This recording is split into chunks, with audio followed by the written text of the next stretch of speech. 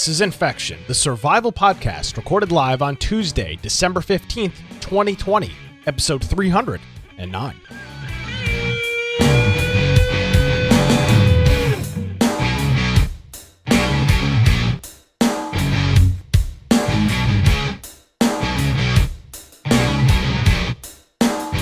Hello, ladies and gentlemen, boys and girls. Welcome to another episode of Infection, the survival podcast. Infection is your source for the latest information on survival video games.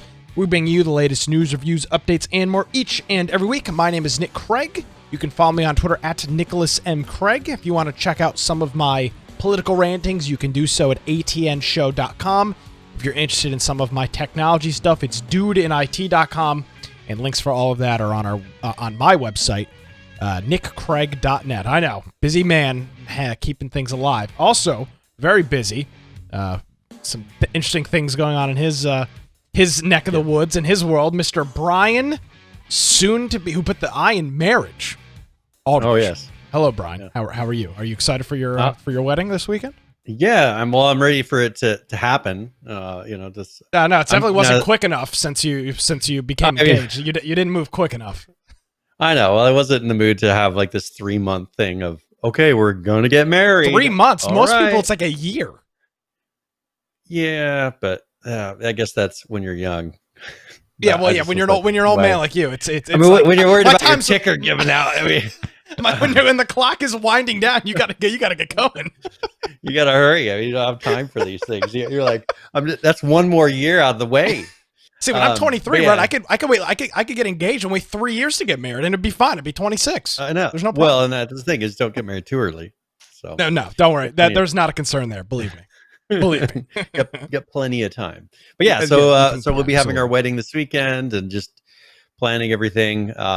Luckily, I don't have to do a ton of the planning. I mean, I did a few things, but I will be going over there and doing some things, getting the location ready over the next couple of days. So that'll be mainly my part, is on-hand stuff. So, but if you want to find me, of course, you can find me at Brian Aldridge on Parler, also at my blog, biteoftech.com, and then go to our website, go to infectionpodcast.com, and you see there on the right-hand side, join our server on Discord. If you join that, you can go to the news channel, and you can submit news topics. Maybe there's a game we don't cover you think we should. Just put those things in there, and we review those before every single show. Most of that makes it into the show notes if it's relevant. Also, our Steam group, if you want to get a notification before the live show starts, you can do that. Just join the Steam group, leave Steam open. When we start the show, I do a notice, and it'll pop up reminding you to jump into our chat room. If you're wanting to watch the video forms of the podcast, now a number of these we do live, and then some of them, almost all of them, I think, have video forms uploaded afterwards, and that's through Twitch, through YouTube, through DLive, and through BitChute. Also, we have our podcast extras channel, and Judd uploads our pre and post show that we do to that. So if you're interested in watching those, you can jump. There's a link on the right-hand side of the website. And then our podcast forms. Podcast forms are uploaded afterwards, so none of the live show is going there. But after we finish the show, we upload it to that, and you can download it to mobile apps, web-based apps, all kinds of platforms using that. And then you can also follow along in the show notes. You'll notice that we'll have episode 309 once we upload this. And you can follow along all the different topics and links and videos and all the things we reference. So maybe you choose to listen to the show, but you can also follow along with those and see the videos and things that we're discussing that you might be able to not be able to see in the audio only form. And then if you want to support us, you can do that through the support option at the top of the website. You can go to infectionpodcast.com/support, or you can go to amazon.infectionpodcast.com or humble.infectionpodcast.com. And then people will be giving Prime Gaming subs, and those always add up throughout the year, as we were talking about in the pre-show, to pay for our PAX trip and whatever expenses that might come up for various things for the show. So I think that's it. Absolutely. Our buddy Falcon hit us up with the resubscription a couple days ago. Falcon, thank you very much. 26 months on that. It is greatly appreciated. All right, Brian, yeah. I've got a level with you. Yes. And I'm ashamed. I am disgraced, but I'm not surprised. I need to first apologize to you and to our audience for being wrong. Yes. I think it is safe to say, with the launch of Cyberpunk 2077, Brian, I think you've got the book where you can read my exact prediction. But Yes. I think it is safe to say that my prediction that the game would not live up to its hype was wrong. I think my opinion was based on a lot of past experiences with games. We've all been there. We've all been let down. And frankly, Brian, I had just gotten used to getting let down by games. And now, I mean, it's a reality. It's, over and over. I mean, Brian, you walk in the door and get hit in the face every single time. You assume when you walk in the door, you're going to get hit in the face. And I kind of assumed that that's what Cyberpunk was going to be. But as it appears right now, the hype was in fact real. The hype was in fact justified. And I can say, having played Cyberpunk all of, when did it come out? Thursday? I don't even know what day it came out. Well, it was on the 9th, whatever day that was. I think that was Thursday. That was Wednesday. Well, okay, yes. So that was the whole thing of it was Wednesday night for us. Yes. Yeah, Tuesday, so it was Wednesday or Thursday night for Europe. So it was okay, so we'll come back to that. I was wrong. I think speaking for myself, having put at this point close to 20 hours into the game, I would say I was wrong. Now, I know that there's reviews and experiences and different things with consoles. I'll just warn everybody now, we are not going to get to any of the real news that we're probably supposed to today. We've got a lot of stuff to talk about. We'll cover Cyberpunk. It's been years. In my experience, and I want to hear from you here, Brian, the game lived up to its hype. First of all, how have you hit the intro screen yet? Yes. Okay, because a lot of people still haven't.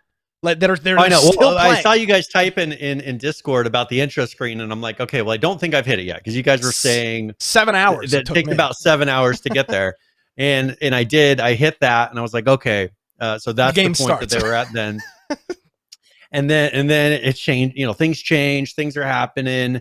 I am now going through that process. I mean, I'm trying not to do. It's hard to tell you anything without knowing what's a spoiler and major twist. And the other thing is there's things, Brian, that you may have done really early in the game that I haven't done yet and would be a spoiler. That's what makes these games so crazy. Is the story's not linear.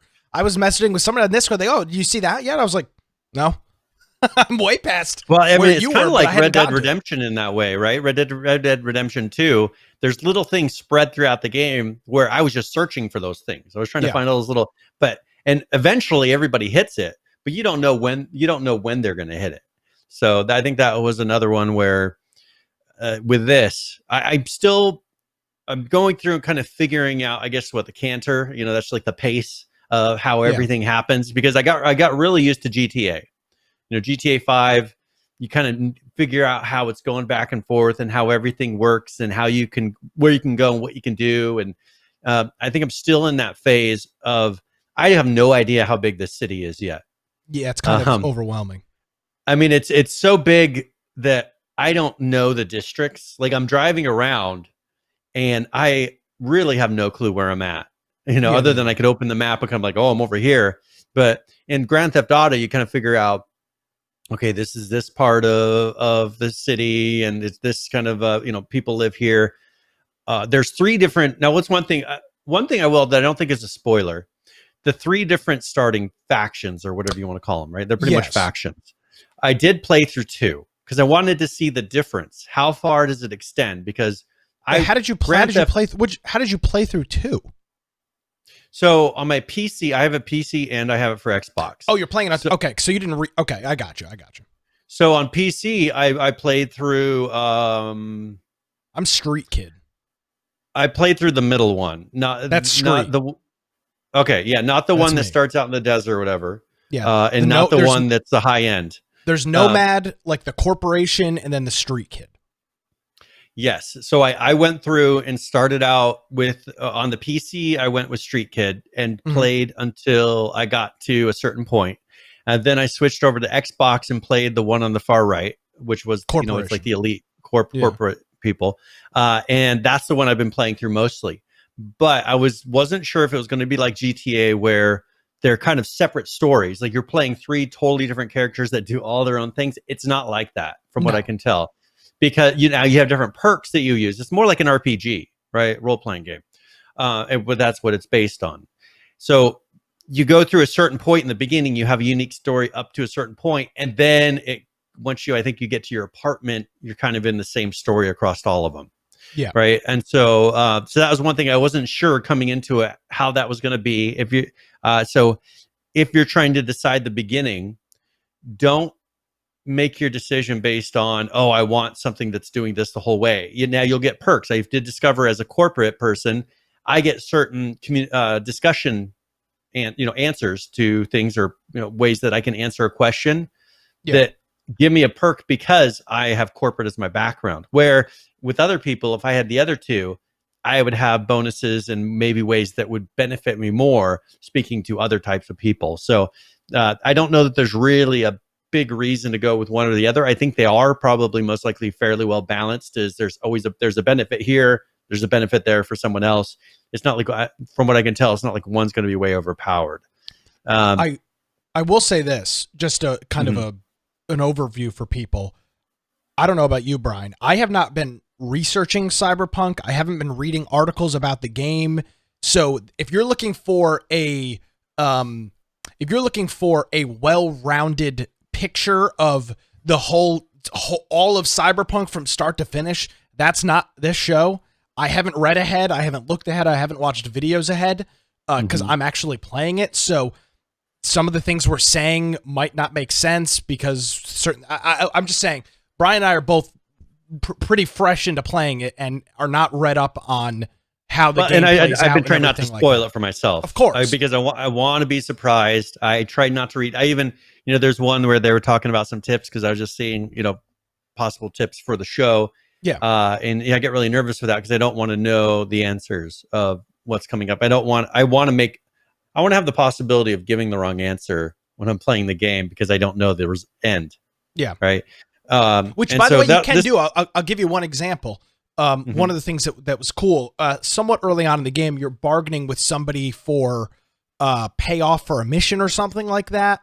Or maybe, actually, no, it's the main quest. You're paying, you're arguing over percents, how much you're going to get paid for the mission. And I think the starting number is 30%. And you can say, all right, 30%, or you can push back and say, no, I want more. And I tried to, I'm sure some people said, no, I'm fine with the 30%. I said, no, I want more. And the NPC responded back, all right, fine, 35, final offer. So it was that cool kind of like, oh man, what if I blow this and lose the main mission? Sure. Like this is risky. So that's kind of cool. And it's a very cool element. Now, I will say this, Judd in our chat says, I beat Cyberpunk's main story. That's the key. The main story in 30 hours. I guess Judd either quit his job or just took a week off work. He's already 80 hours in, which is impossible if he's been working, which he couldn't have been because I saw him all day in Discord playing Cyberpunk. So he's 80 hours in. He's seen a couple endings right now. I guess there's more than one ending. I don't know. I haven't gotten that far yet or anywhere near that. But thus far, I'm pretty happy with the game, Brian. This is not typically my style of game. But it, unlike a game like, so there's a couple different styles of this. There's games like Skyrim, where there's hardly any guidance whatsoever. And you are just kind of complete free roaming. That for me, I don't like that. It stresses me out. I'd like to know in some way what to do. A little bit of guidance. Well, and Cyberpunk, and you may make the argument for people that really love Skyrim, they would make the argument that Cyberpunk there's too much guidance because it'll say, go talk to so-and-so. It'll say it in the HUD and then there'll be a checkpoint in the HUD, very similar to GTA. Go talk to this person or go steal this or steal that or kill this, kill that, whatever it would be. And there's, a direct waypoint to that location. That, for me, I like because driving from point A to B, you could say, oh, there's a drop box where I can go and sell some junk. Or, oh, there's, these criminals robbing this lady on the side of the street. I'm going to hit them with my car and then end up hitting the lady with my car and steal all their stuff. There's lots of things you can do in between those waypoints. But for me, I need to have that. The games that don't have that, like Skyrim, I just don't like. They're just it's stressful. I don't like it. It's a real turnoff. Again, I've got close to 20 hours into the game so far. It's about 7 hours for me to hit the main title screen. Now, obviously, there are lots of issues with the game, graphics issues, performance issues. I don't know about you on your PC version, Brian, but mine's performing way better than I was expecting. Having a 1070, which is an older card by any stretch. I was able to put it on pretty much high, and it was running just fine for me. Now, when on Ultra, it was skipping and it was kind of like shuddering, right? So I lowered it down one, and I didn't have any issues. On Xbox, not a ton of issues. Now, there are reports of PS4s having more issues than other things. And that's been most of the complaints that I've been hearing have been PS4s. So I'm playing on a mix of medium to high with my 1070. I'm also powering 1440p 144 hertz monitor, so my GPU is doing a little bit more work in that. The game doesn't have an FPS counter built in, which is super gay and lame. It should.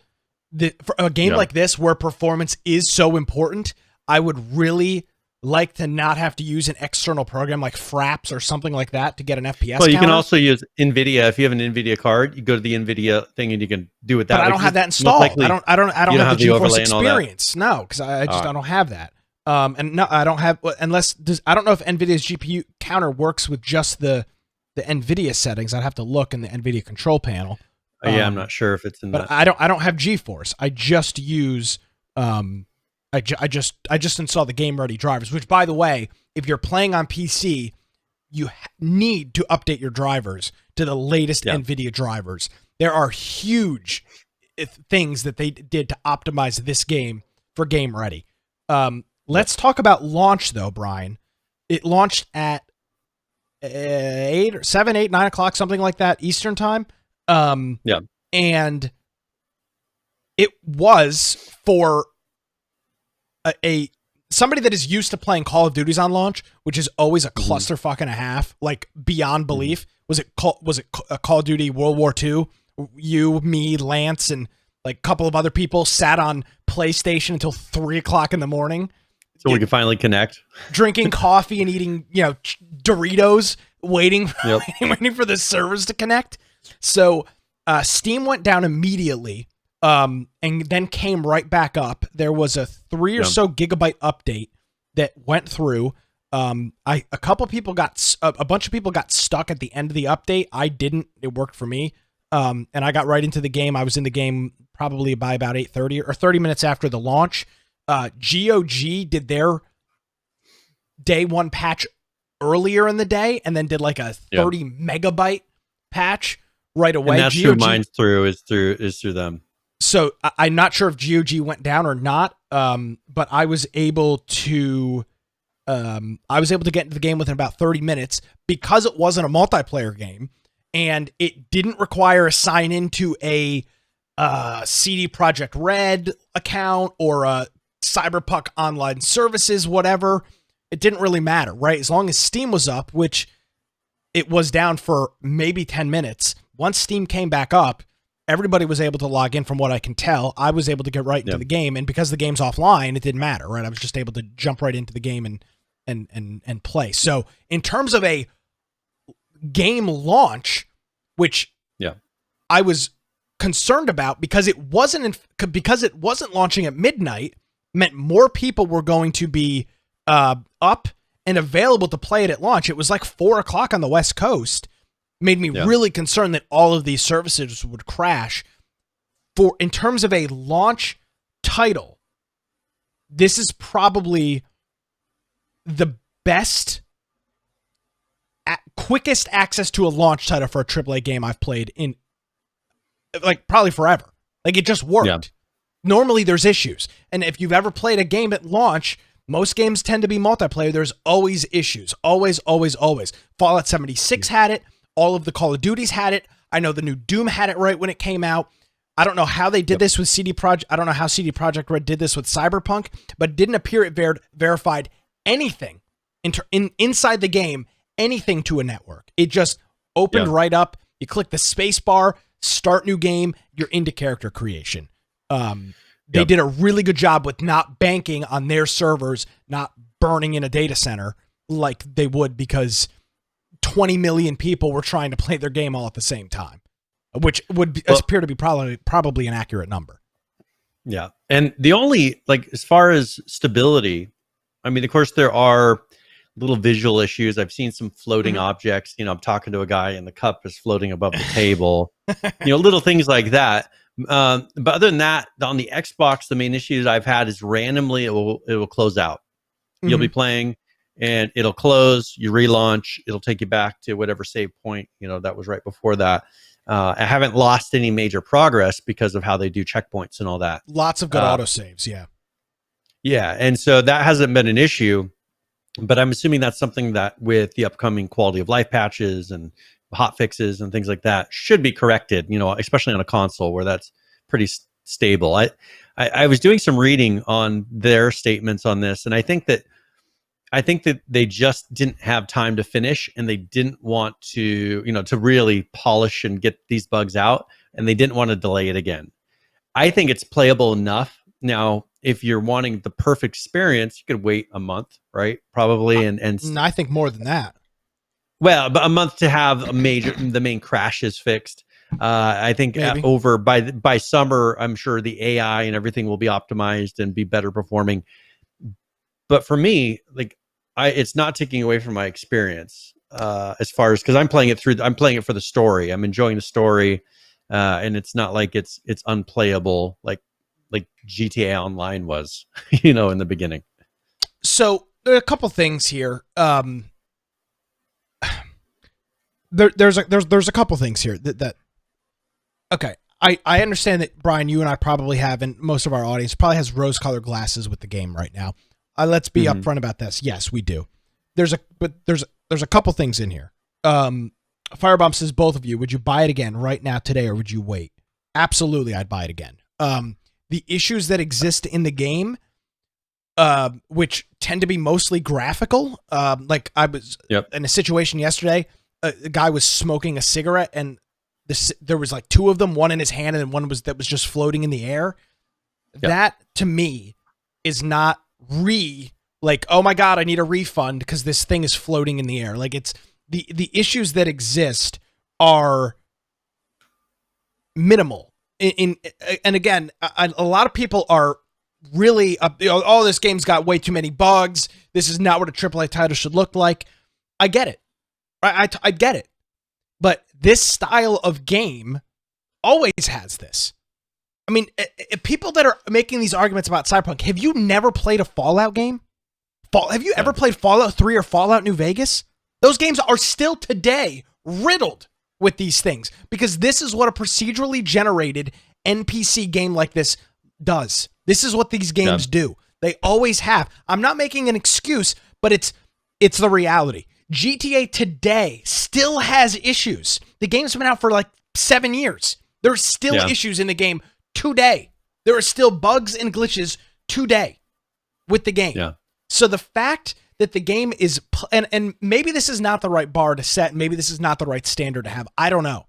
But the fact that the game is playable, I've had 3 crashes in 17 hours on PC. None of them have been crazy because the autosave saves so frequently that at one time I crashed, the autosave was where I crashed. Like, literally, I was ducking behind something in the middle of a gunfight. The game crashed, and I was like, oh shit, I'm gonna have to restart this gun battle. I loaded it back up, and I was right back there. It was instant. Yeah. So, you know, a couple of crashes, and it just, I'm very critical, Brian. So are you. We've been in this industry now, you know, we're video game journalists. We've been in this industry for a long time. This game is more than playable. There's nothing that I've experienced in my 17 hours of playthrough that is unplayable. There is nothing that is so game-breaking that I go, you know what, this is a disgrace. I want my money back. I'm going to go put a tweet out. It just hasn't happened. And I'm not deluged. I'm not, you know, drinking the Cyberpunk Kool-Aid. It just hasn't happened. Now, I will say this. If you are playing on a first-generation Xbox or a first generation PlayStation 4, your experience probably blows. And Cyberpunk has already come out, CD Projekt Red has already come out and said, we screwed the pooch on this. We should not have released this game in this state on first gen Xboxes and PlayStations, which I know you're not playing on a first gen. I have a first gen. I'm almost tempted to buy it just to see what it looks like. But I'm not going to, because that's a waste of money. Now you're talking about just the Xbox, original Xbox? I have the big old VCR Xbox, the day one 2012 or 13. I've got the controller. So day one. That's what my fiance has, and so I have added my account to hers, so I could install it and we could see what it does. I would like to see what that looks like, because the big problems do appear to be on first generation Xboxes and PlayStations. And I might just load it on there and just see what happens. There's a couple things to say about it. Who's the fault for that? Now, obviously, CD Projekt Red released the games on those platforms. They obviously tested them. They knew that they ran and looked like garbage, so that we know that. But and I don't have any evidence to prove this, Brian, but I don't really care, because I think this is how it went down. I would assume more than anything else, Microsoft and Sony stressed over and over and over again that they wanted these games on both generation consoles and wanted them backwards compatible. So if I had to guess, I would say, again, no evidence to prove this, but I would say that there was significant pushing from Microsoft and Sony to make sure that this game ran on every generation of Xbox and PlayStation that's on the market right now. And I think that was a bad decision. CD Projekt Red should realistically not had released this game on last gen. I think it was a bad idea. A lot of people are pissed. And they should be. Because if you watch the trailers, if you watch the videos, and then had an original Xbox like I do and purchased the game, you would be like, what the hell is this? I mean, it looks terrible. Yeah. It runs like garbage, but it should. These consoles are 8 years old. If I tried you're dealing with a game that's cutting edge. If I tried to play this game on 8-year-old PC hardware, it wouldn't even run, let alone be playable.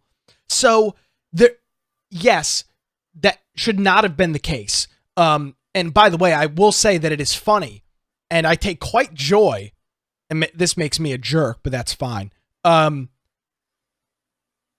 kind of enjoy listening to the console players bitch about a crappy port and crappy performance. Welcome to PC gaming, because every single game that usually we it goes our way is a last-minute thought and some cob job by a developer.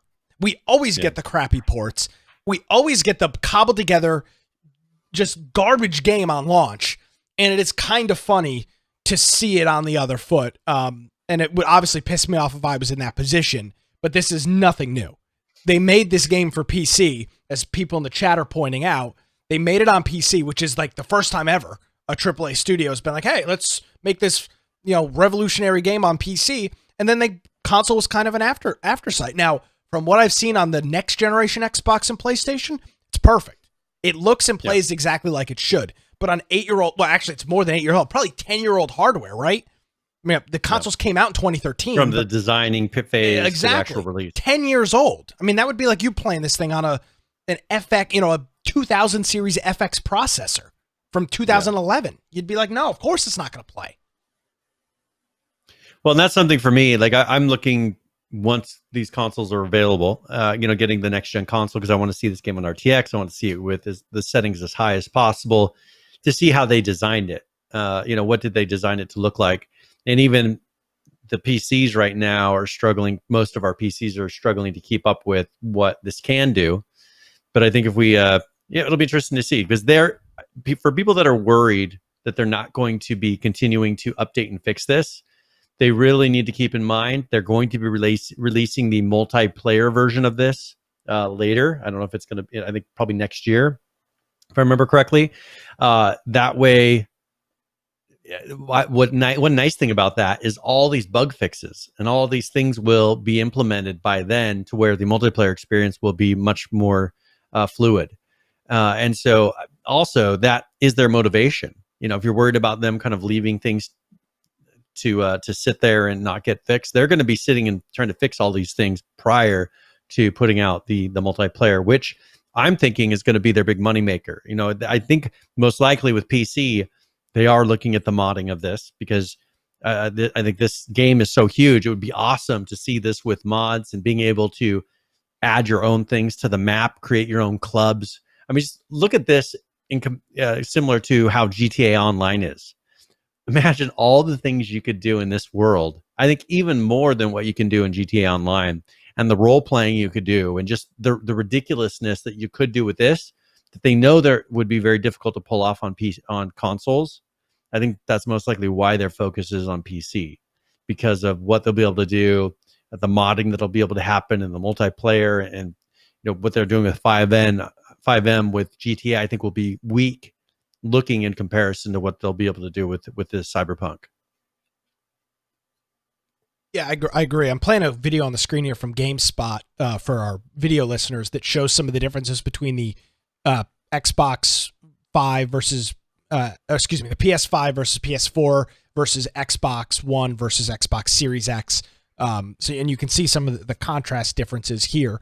So yeah, I mean, I understand those people are pissed. And Cyberpunk, or CD Projekt Red, was pretty upfront with this, saying that they're going to refund you. They have been doing refunds. Sony's been refunding. Microsoft's been refunding. To me, that seems to be a little extreme. This is not a develop it, release it, and never touch it again kind of game. The developers are going to stay very active with the game. They've already released multiple patches, and similar to GTA, I have no reason to believe this won't be like a GTA or a Fallout or a Witcher. They'll just release updates, and updates. And as we know, and I'd like to see DLCs and things like that as well. Absolutely. That's what I want to see. I mean, because you look at Witcher, they have things continuing the story.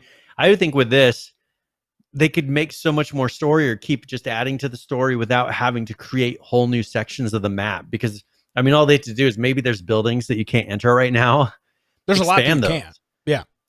Yeah, you can enter a lot of buildings, but there's buildings. I haven't gone and wandered and tried to find these things yet because I'm not that comfortable with the map yet to where I'm looking for things. Like, everything is around me and I'm overwhelmed by it already.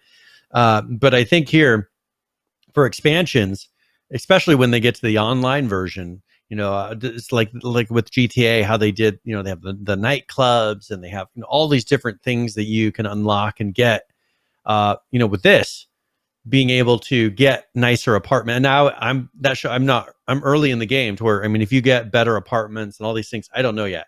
Like, I don't know all the cool things that you can get yet, or even the vehicles. Like, I'm just getting to the point where you can buy more vehicles. But what are you going to be able to have a flying vehicle? That's how little research and how much I've avoided spoilers, to where I don't know if you can even get a flying vehicle yet. I know that they have flying vehicles that will take you places, kind of like a transport, but like with GTA, you can jump into a helicopter and fly around. I don't know if there will be that, and I don't know if the buildings are designed to where you can pretty much go anywhere and see it from any angle, and not see creases and holes in the world. So this will be interesting to see, and that's the stuff that excites me. I like not knowing that. I like discovering it and be like, oh, dude, I can fly, or whatever it is. That's the kind of stuff I like to see. So I'm hoping for that. Yeah, and so I get why people are upset. I would be too if I purchased it. And again, I think the fault is multifaceted. I think in some regard there is. I hate to blame the consumer. I hate to victim blame, Brian, but there should be a little bit of fault on the consumer to be like, realistically, you knew this wasn't going to be. You knew this game wasn't going to perform on the last generation console well. You knew that. I mean, you knew it wasn't. People are giving him such a hard time about crunch and everything. I mean, any company that does crunch, which is the standard way of doing things in this kind of industry, you do crunch, you put in a lot of hours in the final things, just polishing it off prior to release, and you know what? They give you a huge bonus for doing it. And now all these places, as soon as they do crunch, so one thing that they're trying to change is not allowing awards to be given to studios that crunch certain awards. Yeah,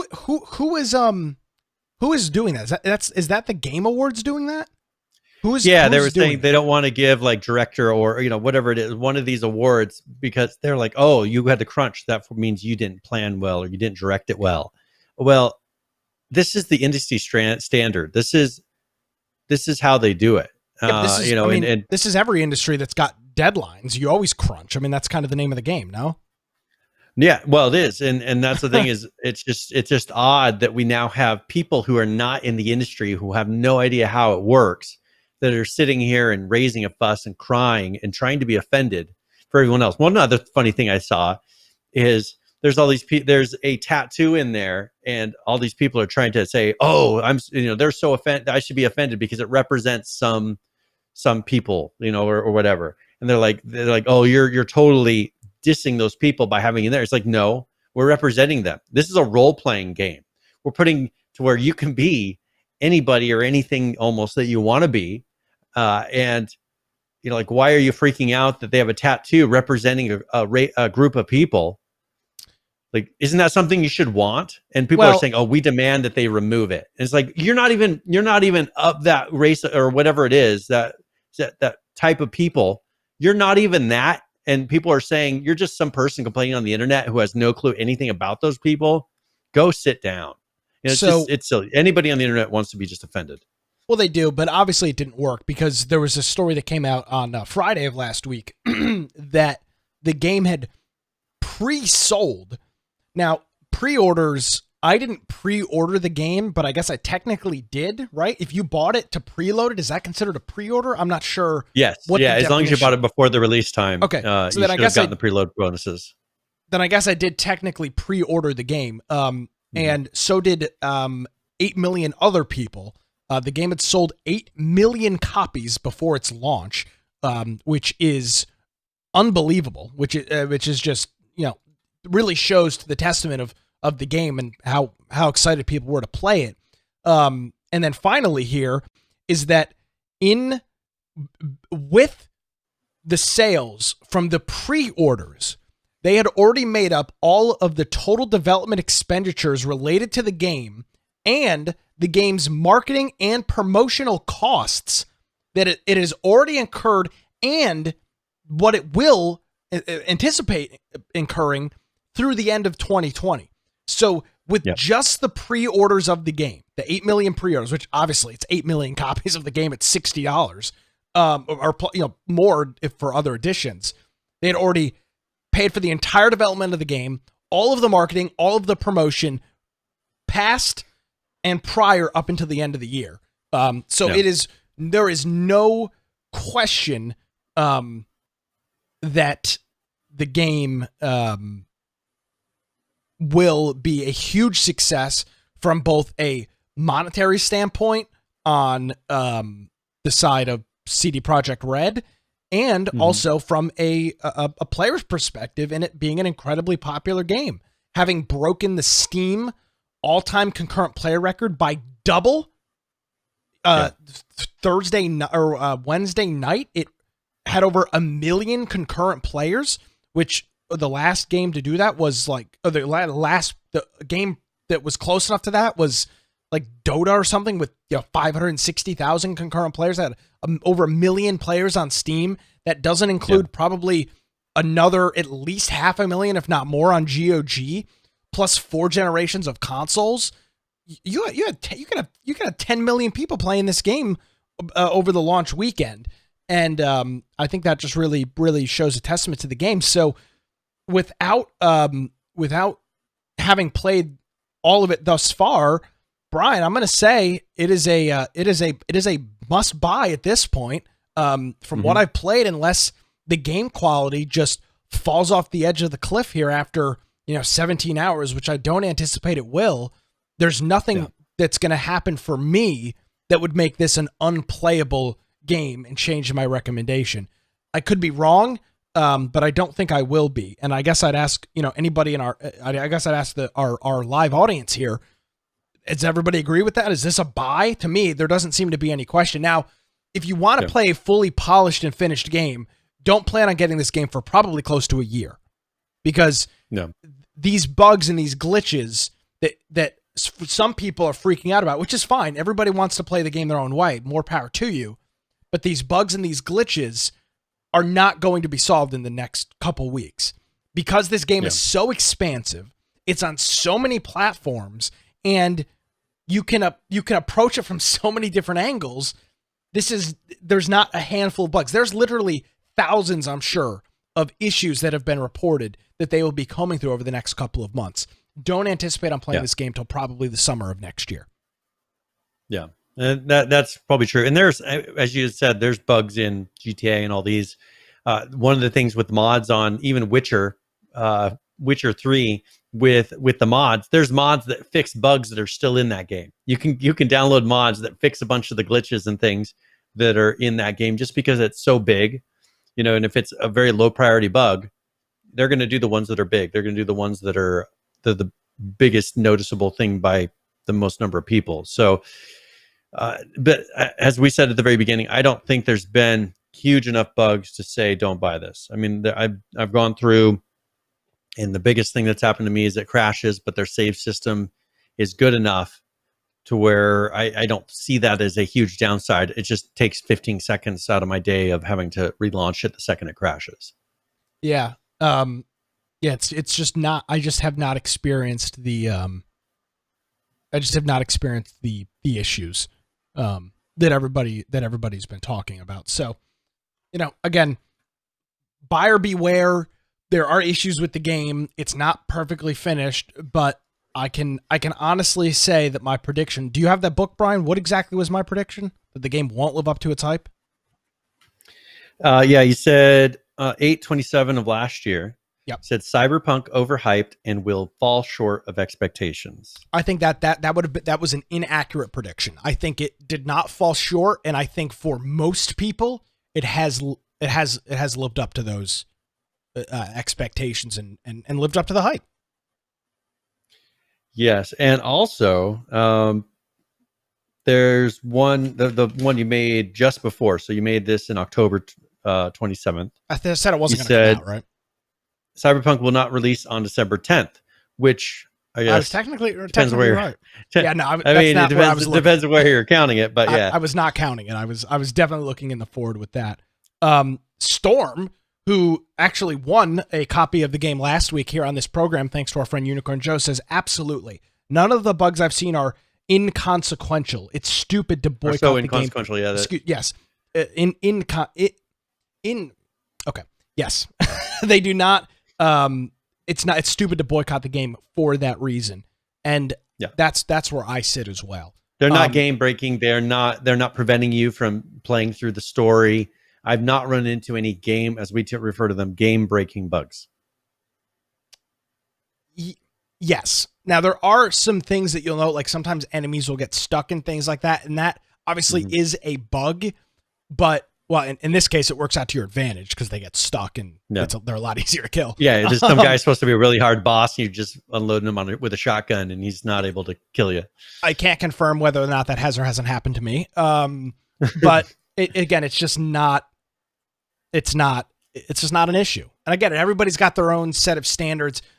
And there was an argument going on in our Discord earlier today, Brian, about how games used to be, and you can maybe better explain this to me because I'm not old enough to really have experienced this in its entirety. But there was a comparison being made to, I remember back when games used to come out on the Nintendo or, the NES or the N64 or the Sega, whatever, that, the games were done, right? It was on a CD, the game was released, and that's where it was. They couldn't put out a patch. They couldn't. And that left, and because of that, there was a different standard of development. Now, I'll give you a great example. There's a game called Sonic the Hedgehog or Sonic Advanced on the Sega Dreamcast that is full of bugs. It's my favorite game ever. It's rampant with bugs. If you've ever played Sonic the Hedgehog on the Sega Dreamcast, which is an open world Sonic game, it is full of bugs. And that game came out in 1999. They couldn't patch it. They could have probably on the Dreamcast because it was online. But it didn't get patched. The game is just who had the internet though? Nobody did. That's why the system failed. Use the dial-up modem. All right, you could, and I still do. I got it hooked up to my Raspberry Pi. But those bugs have existed for 21 years. So, yes, games 20 years ago did not have these issues. I agree. But it's a bad argument to make because games 20 years ago were far less advanced. There was I'll give you an even better game. Look at what's the big Zelda game on the N64? Wind Waker. I think Wind Waker's on the N64. That game's got a crap ton of bugs. So does Super Mario 64. It's rampant with bugs. But it just never got patched, and it became part of the lure of these games. Sorry, PH, the GameCube, yes. Wind Waker's on the game. All of those games. Any big open world game like that, which in those times, those were open world games. Super Mario 64 is an open world game for all intents and purposes. Rampant with bugs. And Bravo North says, bugs are unattended Easter eggs. Exactly. That's exactly what happens. When you can glitch through the map, and it's a speedrunner hack. No, it's a bug. It's a game-breaking bug. You fall through the map. But it's become a speed run thing because it's not patchable. So I think it's foolish to say that games prior to the internet, prior to day one patching, were finished and polished because it's just wrong. It's blatantly false. Now, yes, there were far less of those issues, but the games were far less advanced, and frankly, they didn't have the internet to deal with. So they didn't have to worry. So they had to make sure that those game-breaking bugs didn't exist. The benefit of the doubt that these developers have now is they don't have to really worry about it. Because if there is a huge issue day one, they can patch it. It's an advantage. It allows you and me, the consumer, to get way more lifespan out of our games.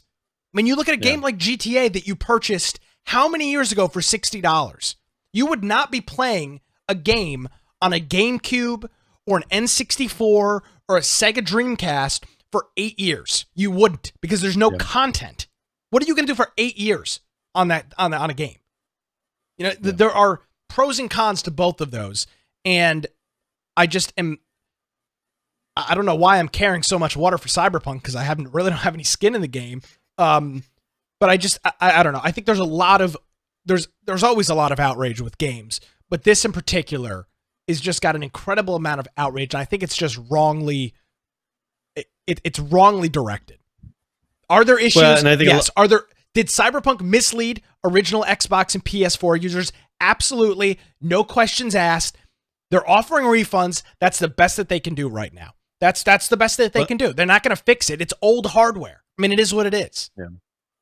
I think a lot of the downside is that, well, news, gaming news and all this, and regular news, the way they make their money is through outrage.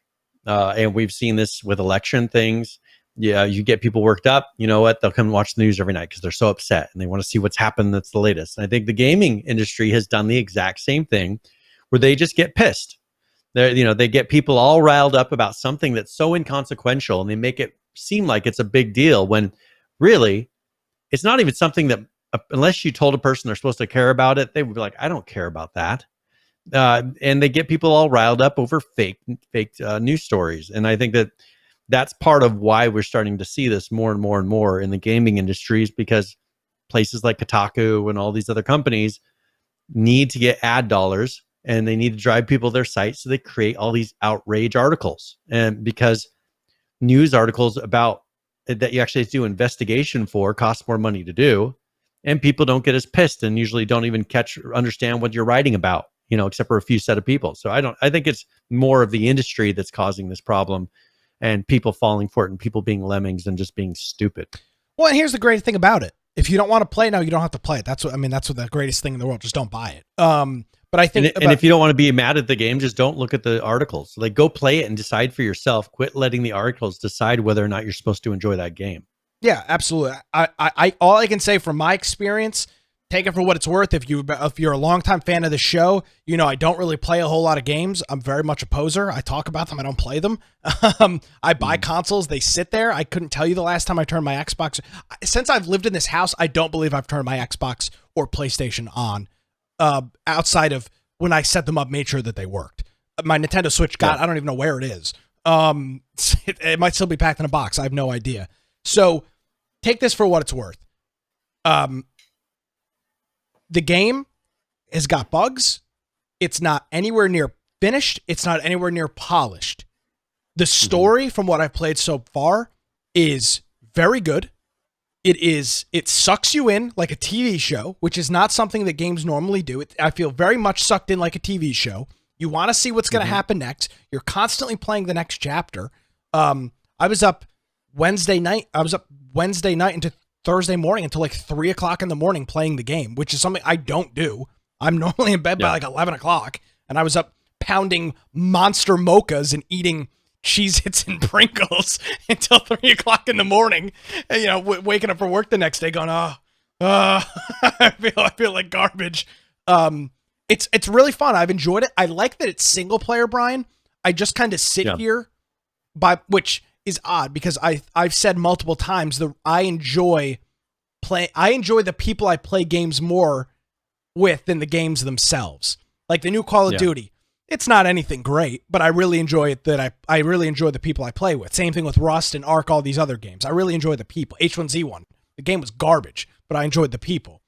Cyberpunk has got such a good story and is so gripping that you don't need any of that. So I just sit here and, turn all my lights off and crank up my headphones and just play for a couple hours. Sometimes I play for 25 minutes. I'll just do 2 quick side quests and jump off, which is what I did today after work because I knew we had the show to do and I had to get ready for it. So I guess I'll leave it there. Half the show is going to be Cyberpunk. That's fine. We had all been waiting years for this game to come out. It's here. It's out. It's available.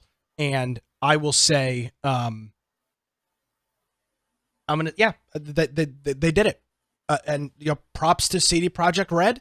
They did it. They lived up to the hype. They lived up to what they said the game was going to be. The story takes there are some huge plot twists early on in the game that are very interesting.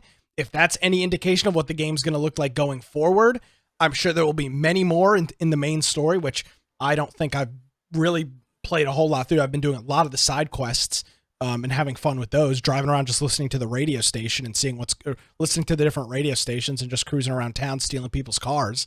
It's great. Outside of the little graphical glitches, I don't really have a whole lot else to say. It's cool. I enjoy it. It's kind of like watching a movie or TV show that you're playing. That's it. Yeah. Cyberpunk 2077. I don't see any reason not to get it. Unless you're on a last generation original console. If that's the case, don't buy it because it appears to be garbage and it's rampant with bugs and crashes and it doesn't look good and it just plays poorly.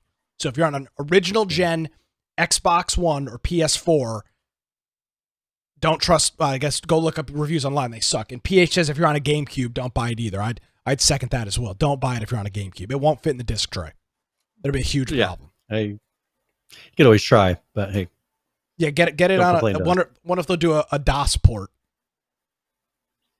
Can I play this? Now, can I play this on my TI-84 Plus?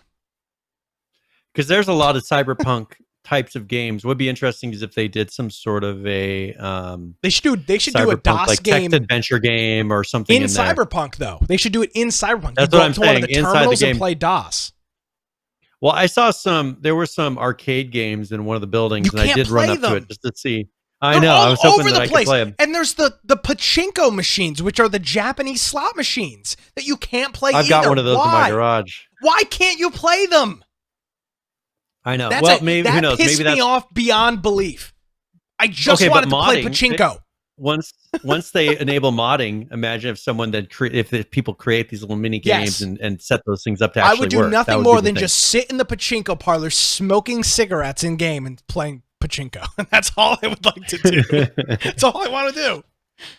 I was really pissed about that, and I was really pissed that some of the food vendors are not selling the food that they're cooking out on their grills. Like, they've got meat kebabs. I'm like, oh, that looks good. You go up and they're like, oh, here's some sparkling water and a hot dog. I'm like, this is not what you have for sale. I can see it. There's a kebab on the grill. Where is that?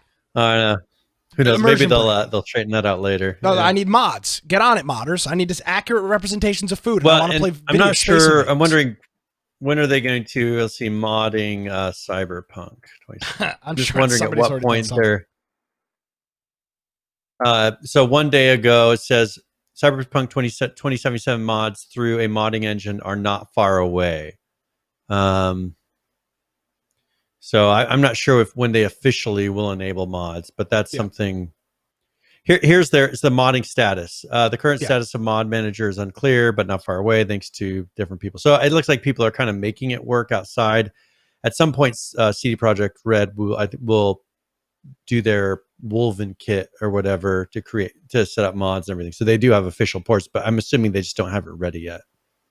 I'm sure. The game's literally been out less than a week. So Brian, I know I blabbed on a long time there. Do you have any? What else? What else do you have to say about Cyberpunk?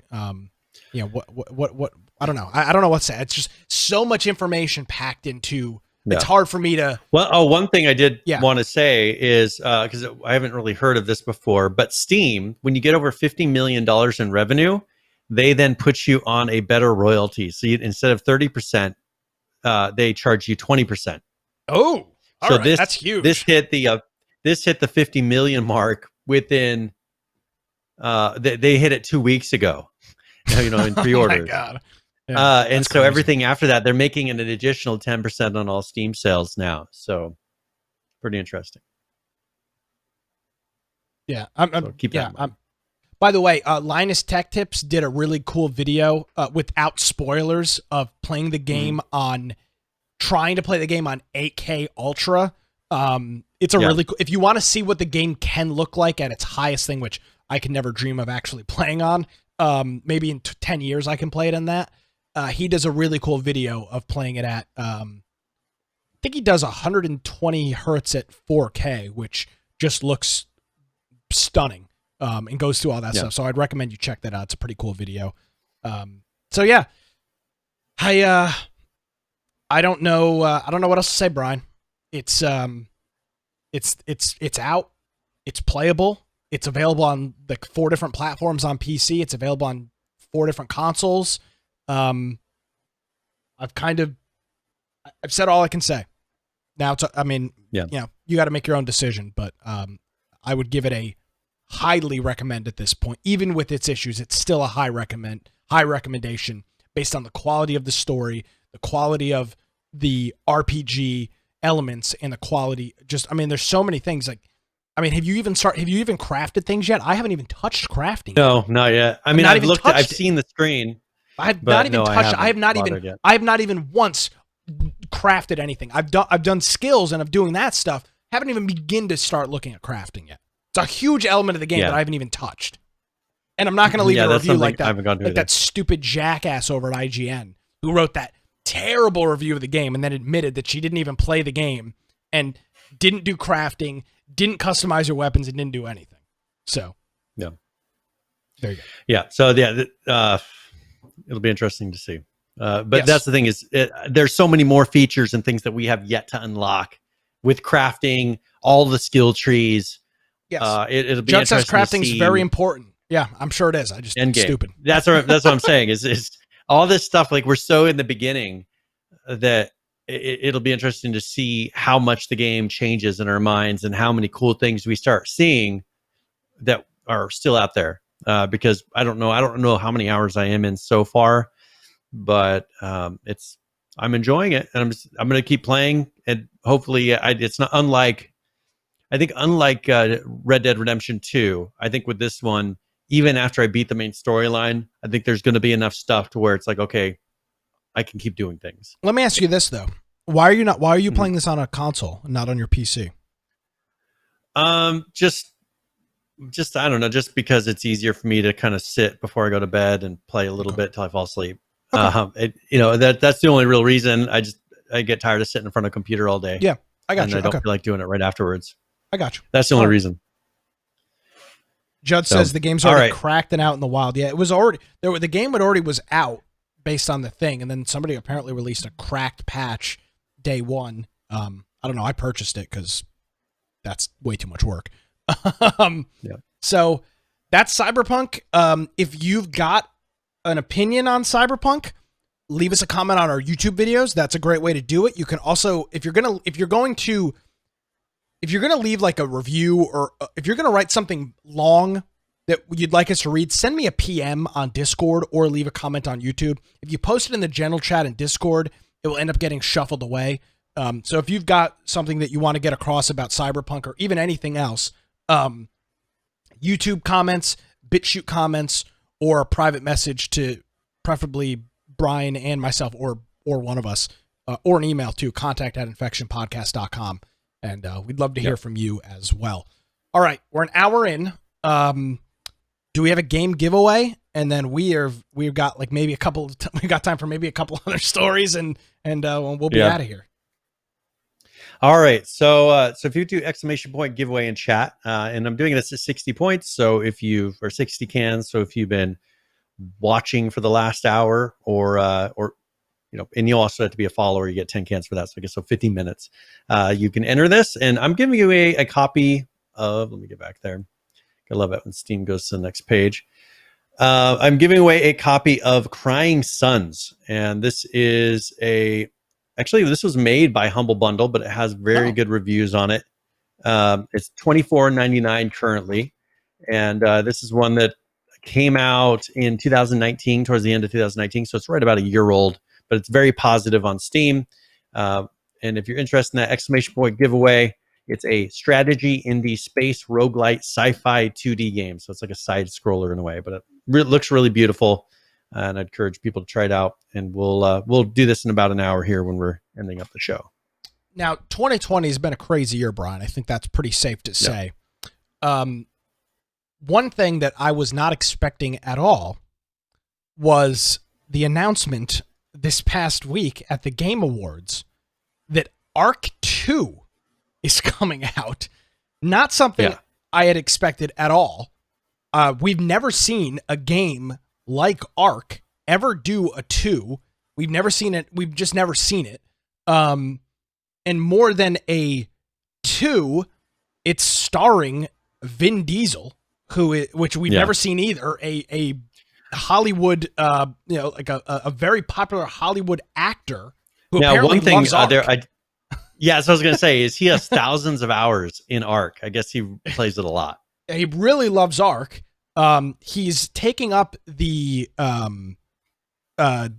he's taking up the creative direction on that, and then we've also got another announcement. So let's first watch the ARK II trailer, which is, I think, live action.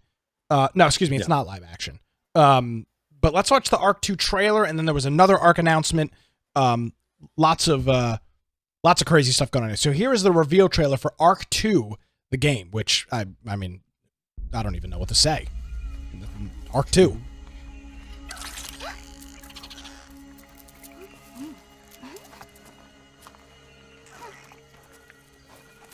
It's time to go.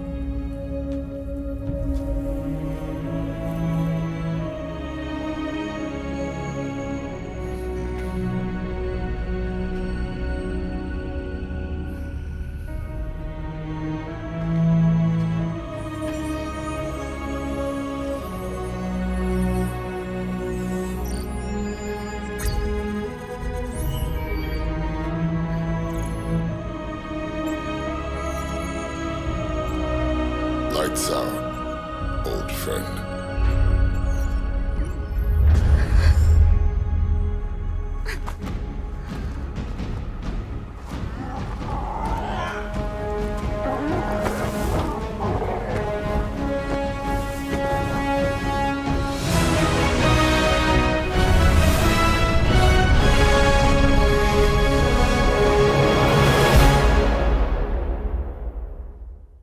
So not what I was expecting at all. And by the way, the trailer is about 4.5 minutes.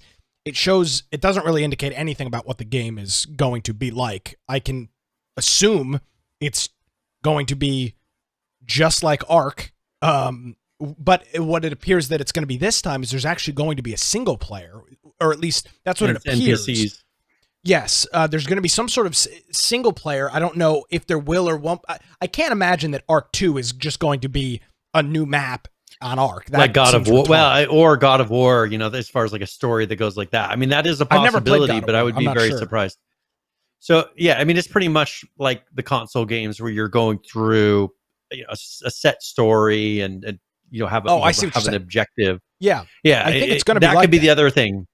Either it'll be one. Yeah, but what I'm saying is either it's going to be open world like ARK, where it's just no real direction, or it's going to be one where they're taking you through a path and there's a beginning and an end to the story. I hope there's a beginning and the end, because I really don't want to pay. I think that's game. kind of the path they're going for. Yeah, because I mean, what do they have? Like 6 or 8 maps on ARK right now, plus every freaking dinosaur possible and every made up dinosaur possible, and tech. I think that the story. What else is there to do? A story would be better. Yeah, and I think there is. Obviously, with them contracting Vin Diesel to have a big part in that, that's one thing. So we've got that, of course, ARK 2. But on top of that, Brian, we also had the announcement that ARK is going to have an animated series that is created by Vin Diesel and is also going to have Russell Crowe in it. This is animated. So let's watch the quick trailer for that. This is ARK, the animated series, which, by the way, Green Man is very pissed off about. Can you feel it? Yeah. The balance of nature has been altered. There is someone out there who may change our fate, who could lead us out of the darkness. And yet I wonder, hunted and alone on this strange new world, will she be able to survive?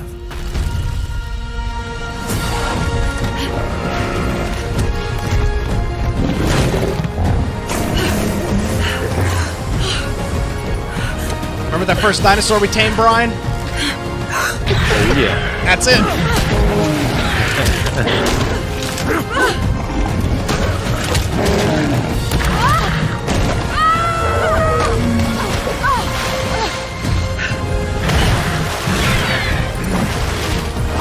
Where are the Chinese here?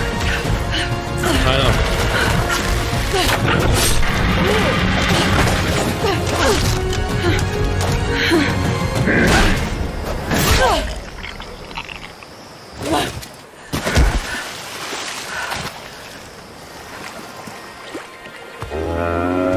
Good boy.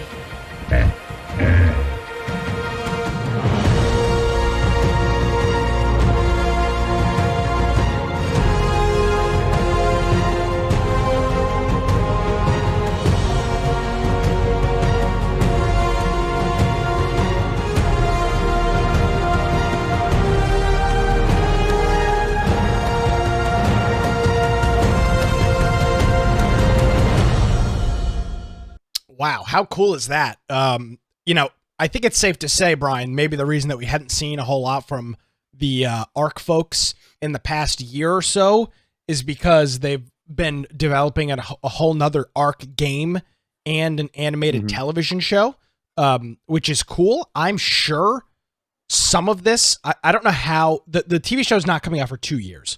So that's a newer concept. I can assume, and only assume, that the Witcher TV show on Netflix had something to do with this. I don't believe this idea was really spearheaded until the Witcher television show, because that was so successful for the sale of that game. Not that the idea hadn't been floated around before, but I'm sure when they saw what happened with Witcher 2 last year, or excuse me, Witcher 3 last year based on the Netflix show, they said, all right, we need to do this. And I'm sure that is part of it, because the show's not coming out for 2 years. You don't typically announce a show 2 years early. Well, and all of a sudden now they're interested in lore, where Yes. they were never interested in lore before. And this has been one course. of my complaints since the beginning. I'm like, what's happening? Like, They couldn't be interested in lore, Brian. When the game first started, there was like 8 people building the game. All right, there was no lore, there was no team. It was a couple guys screwing around in Seattle. Now they have a whole, but with all these expansions. company. Yeah, I know. With all these expansions, all these things, they never really still managed to put any lore. They kept putting hints of things, but there was never anything that tied it all together. And so I'm assuming that this with ARK II, it's going to be like, all right, so this is the version where we actually tell you what's going on, and actually give you a clue of something that's happening. Because I think they realized for a game to be timeless like this, for like a Witcher game, the reason that Witcher is so popular in people's minds is because it has that story that people get attached to. They get attached to the characters. What characters in ARK are you attached to? The really blocky, ugly looking, horrible character that you create that just looks ridiculous, or one of the random dinosaurs. There's not really anything else in the game, and NPCs or anything. You know, you've got the little floating mechanical thing that follows you around, but that's it. I think they did a really poor job of creating something that people remember and get attached to. Because that's where, in the long run, with sequels and all these other things, you make the money. And I think it took Vin Diesel coming in and saying, "Hey, you want to know how to make money?" And maybe him sparking that and them also seeing what Witcher did, made them realize, okay, you continue just throwing out maps trying to make money, but you want to make money, real money, to where you can develop and create huge things. Like, look at Cyberpunk. The reason I think that people were so excited with Cyberpunk, because there was a pre-existing lore and things to kind of base a guess of what's going to come, and they were just trying to match that. Here with ARK, that doesn't exist, and hopefully with this they actually create it. I'm thinking that one of the things, like with the trailer, it's very high quality assets and all that. I'm assuming by the time it comes out, it'll probably be on the new Unreal Engine 5, so that they can actually have really high detailed assets that aren't killing the performance. And that'd be really interesting to see if that's going to be one of the first next gen games on that engine that takes full advantage of the whole thing. You know, whenever that ends up coming out and being stable. So that's one thing I'm really looking forward to, is to see if they do actually do that. I'm looking forward to it as well. It is rather interesting to see the big thing I'm curious about this, Brian, is what does a game like Rust do that's got similar popularity, and is kind of the same concept, right? I mean, one has got dinosaurs, one is got a bunch of guns and whatnot. I know ARK's got guns and whatnot too, and you don't really tame in Rust. But two games, similar in their player base, similar in their engagement. Base building is a huge element in both games.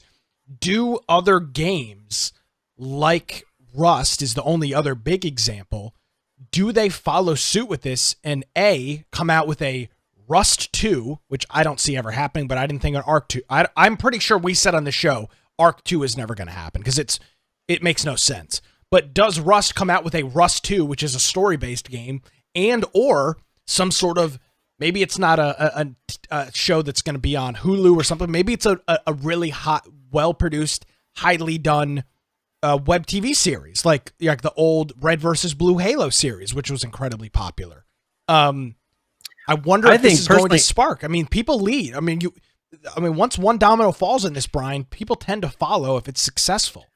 ARK is still an indie studio. I will say this. This is not Activision. This is not Blizzard. This is not any of these other companies. It's not Bethesda. Yeah. It's not anybody. It's still Wildcard. It's a very small indie studio. Now, they do have a bunch of money from Microsoft. I get that. We'll talk about that in a minute.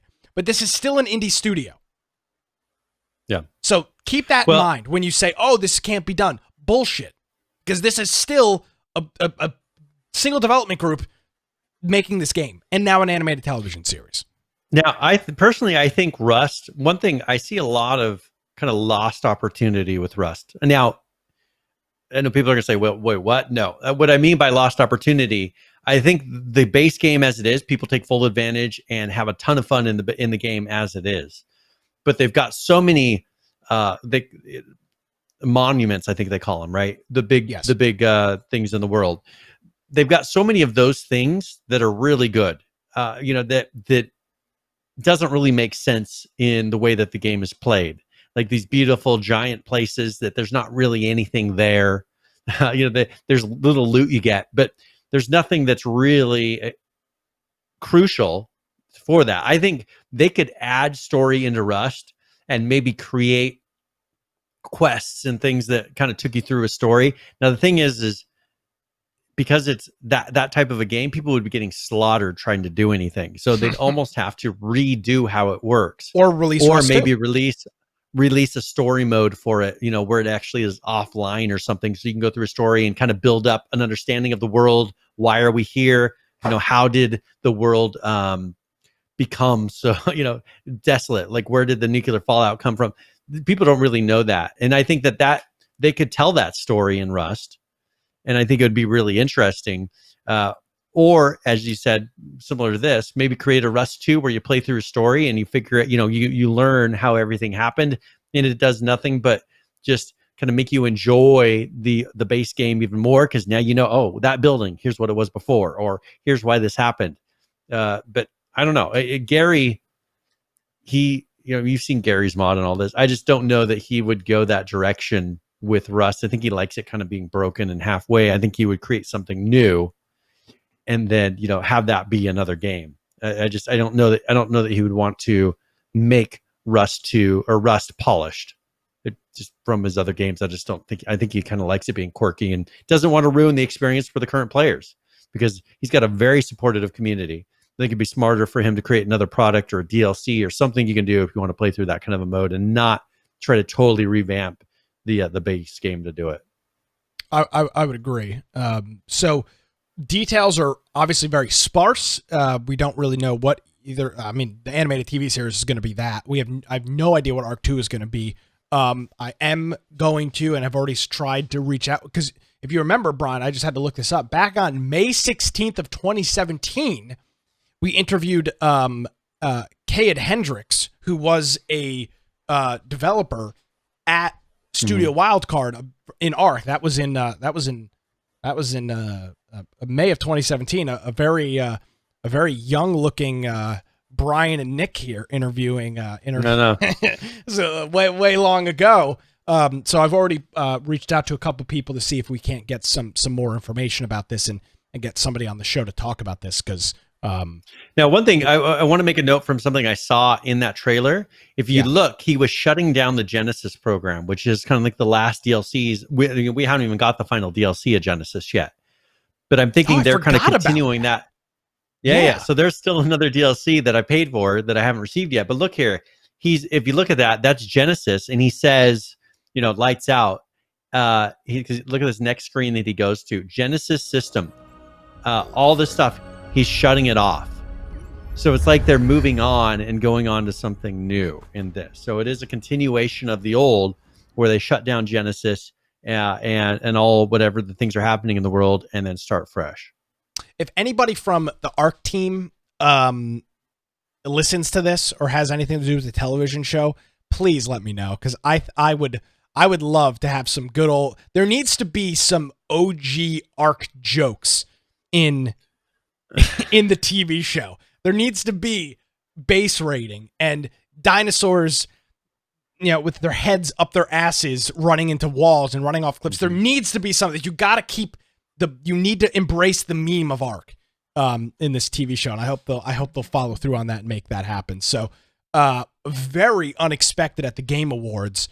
That was about the only thing that I found to be relevant. There was a lot of a little bit too much wokeness in the Game Awards for me. I only made it through about half of it before I was like, all right, I'm sick of listening to this BS. So I saw the ARK stuff and a couple of other things. And that was very unexpected news this week, that there will be another ARK, and it will be cool that it will be that we'll have an ARK to continue to talk about. Now, there is one thing that has really pissed off people online, and that is that ARK II is going to be a console exclusive. It's console exclusivity. Let me be clear on this, because there's a lot of misconstrued going on with this online. Its exclusivity on console will be for the Xbox. So it will be coming out on PC, but it will not be coming out on the PlayStation 5 on launch. It will be an exclusive to the Series X and S. To the Series X. And this game is not expected out until 2022. And that'll be kind of the standard system by that point in time. Yes. Now, obviously, Microsoft threw a lot of money behind Studio Wildcard. If you remember, and I think I'm right on this, ARK was one of the first games to enter into that new equivalent to a Greenlight program that they had. It was like the Xbox Early Access program. I think that's actually what it was called. ARK was one of the first games to hit that program, and I'm sure in November they announced. I think they talked about that in November, to where it was the first to be optimized for the Series X and S hardware. So Studio Wildcard has got a very strong relationship with the folks over at Xbox, and Storm says sounds like a Game Pass game. I'm sure that had a huge part to do with it. It is clear now. Well, they have ARK in the Game Pass, right? So, but it is clear to me. Remember ARK on the phone, huge success. Yeah, I have a copy of it. I think it is safe to say, Brian, that Microsoft's approach to games is going to be throwing money to buy them. That is the approach that they've taken to the console wars. We've got money. We're Microsoft. We've got a lot more money than Sony because of half of our ecosystem is Azure and Windows, and the other half is Xbox. We've got money, and we will throw it at games. They've done it with Bethesda. They own it now. They're doing it with this release of ARK. If you go on any of the tweets about this ARK II, people are pissed about it being an exclusive on Xbox. But that's the reality of it. You've got two platforms, Xbox and PlayStation, Microsoft and Sony, competing for consoles. They are both making same price next generation consoles, and they are competing for a significant portion of the player base. And Microsoft's approach is to just buy the games. And that's what they're doing with this. It'll probably be a 6-month to maybe a year exclusive. And it is what it is. If you don't like it, buy an Xbox or a PC. I mean, I know that everybody doesn't like exclusives. I'm not the biggest fan of them either, but this is the reality of what this is. Microsoft and Sony are competing to get as many sales of their consoles, have as many active players on their online services, and Microsoft's approach is throwing cash at it because they've got it on hand to do. And I'm sure that's the case with ARK II. They threw a copious amount of money at Studio Wildcard and said, we want this game to be an exclusive on our platform. And money talks.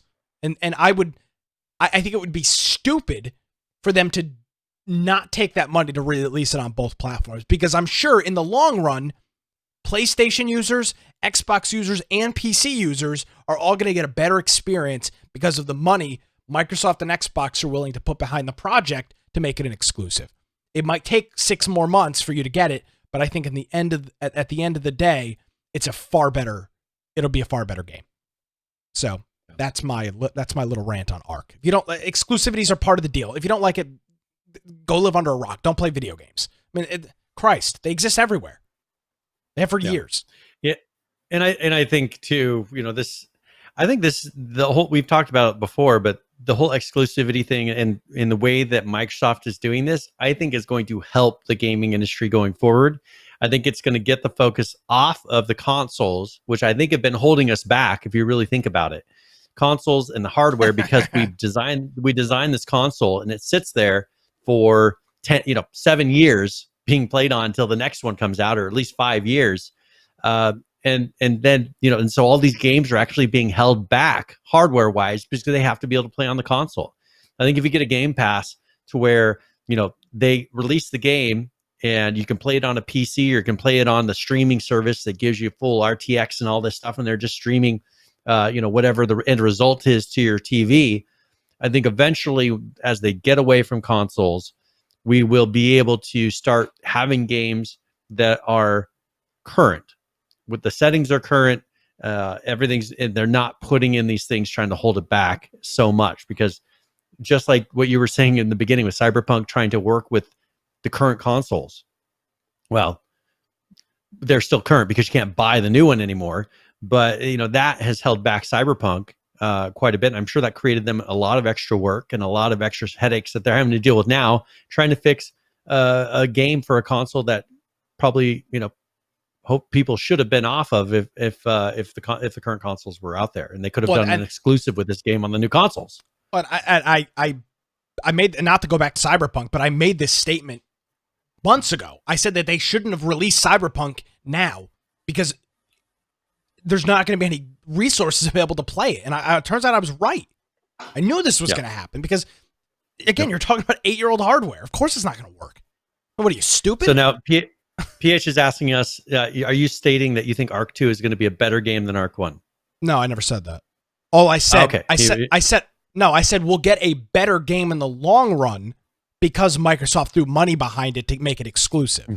Not better in comparison to anything actually else. Increase their development staff and actually put some the game will be better game because Microsoft put money behind the exclusivity than it would be, I think, if they didn't, and they didn't have however many extra hundreds of thousands of dollars to work on it. That was and I think that ARK has a very good relationship with Epic and Unreal Engine now, and they're probably one of the most experienced in the industry with Unreal Engine. I mean, if you look at the rate at which they're able to patch that game and to maintain it and to just do things in the engine, I think their partnership with Epic, along with their partnership with Microsoft, I think is going to make this probably an amazing game at that point, because they understand it all so well. And they're going to be working on the newest current hardware because Microsoft's going to give them access to whatever they need. Epic's going to give them access to whatever they need. I think they're in a very good spot with this because of their track record with patches and how they've done the game. Yeah, I would agree with that. So that's big news on the front of ARK. All right, we're a little short on time, so I want to go through a couple of games that we don't typically hear from that have got some cool things coming up. The first one is going to be STN, Survive the Nights. We've actually got two things from them this week. We've got a patch note and a devlog. So let's watch the... I guess we should watch the trailer first. Yeah, let's watch the... do the showcase trailer. And that shows things. I think the other one then has more talking. Yes, so let's go ahead and let's watch the... this is the Alpha 1.6 showcase trailer for Survive the Nights. There we go.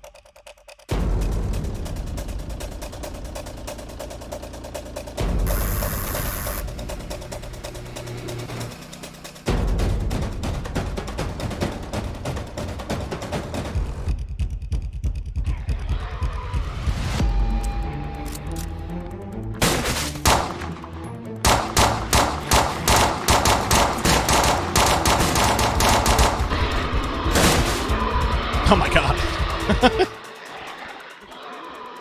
This reminds me of Left 4 Dead. Yeah.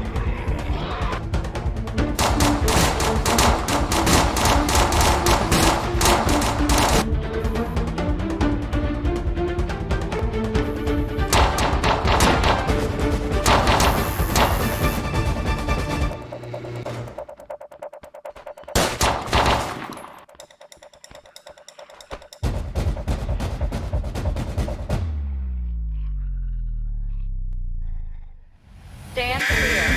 Cell block D opening.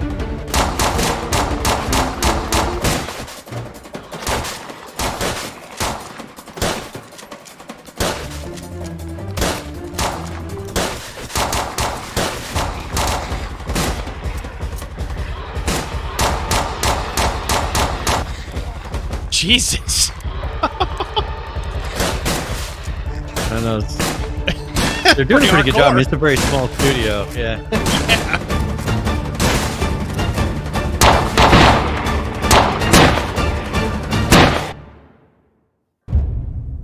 Well, there we go. That is the 1.6 update, which is their prison, big prison update. Now, let's watch the devlog and they go a little bit more behind the scenes on some of the stuff there. Very much a Left 4 Dead feel from that, Brian. You're completing different tasks and quests. You are having to like buzz open a door. Very much a Left 4 Dead vibe in that. So let's watch a little bit from the devlog here and see what else we've got coming up in this update. Yo, what's up guys? JT here. I'm going to be bringing you the version 1.6 update today. This includes a new prison island, extended magazines, a new prison bus, and a bunch of new features that help the early game as well. So let's jump straight into early this game, one, that's guys. big. Enjoy. We wanted to make the POIs a little bit more engaging and immersive for the players. So the first thing that we did was added these new commercial generators. These don't require the parts of the portable generators. You're not going to have issues with weight and carrying them around as you're trying to move through the POIs. And it just generally makes that movement around the POI that little bit simpler. In addition to that, we've added keycard doors, and these just add an element of having to find the keycards, and you won't be able to do this POI specifically without finding the keycard for the prison bridge first. We wanted to make the new area a really immersive experience that feels like something a step up from the previous POIs and set a standard for how we'd like to do things in the future.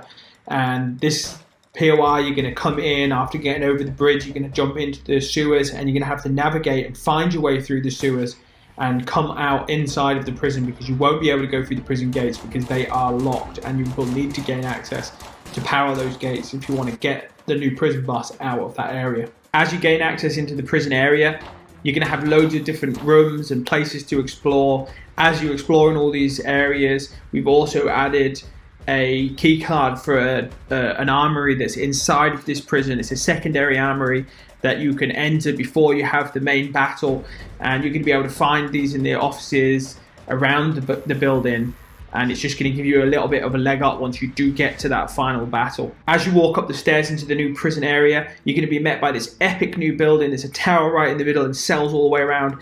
As you walk into the tower, there's a generator on your left hand side. You can power that up and go up the stairs. There's a breaker panel in there. When you flick it on, the cell blocks are going to start opening up. They're all on timer doors. It's going to be absolutely crazy. There's going to be loads of zombies. Halfway through, a pharmacy will open up on the ground floor, which you can run through. You can get some medical items and then head back to the tower to keep fighting the zombies as the doors open up. Once that's done, the armory will open, and that's the main reward for the prison. It's the biggest armory that we've ever added. There's loads of ammo in there, guns, and the new extended magazines for the ARG, the pump action shotgun, and also the Rouser rig. As you continue to push through the prison, you're going to navigate through to the garages. You're going to find some police trucks in there and the new prison bus as well. This prison bus has more seats than any other vehicle that we've ever had in the game. And it also has a bunch of storage in it as well. It's a super strong vehicle, and it's going to be great for moving items around. I'll leave this video here, guys. There's loads that we've not been able to cover in this video. The changelog will be linked in the description below. Remember to subscribe. We're releasing videos like this with every update we do now, and we're also doing trailers as well. There's going to be a trailer for 1.6 coming in the next couple of days, so keep an eye out for that. I will see you in the next video, guys. Bye-bye. Okay, there's like 12 seconds of black and silence at the end of the video. Okay, bye-bye. Yes, and obviously we already watched that 1.6 trailer. Lots of really cool stuff in there. Joshua and PH pointing out in the chat, level design looks really good. Looks like a lot of fun. It appears to be the largest in-game kind of event thing that they've ever done. Seems cool. I'll say it one more time. I very much a Left 4 Dead style vibe with that. Don't know how it actually plays out, not having played it. Bravo Nora says, is this the new H1Z1? It's probably one of the closest. Yeah. Yeah. That's one thing that I noticed. Yeah, well, there's this one. It's definitely, I think, one of the closest to the H1Z1 feel. There's also there's another one that we played. Yeah, but it doesn't really feel as much. Yeah, and there's not really the zombies. They have NPCs that wander around. Scum is very close to H1Z1 as well.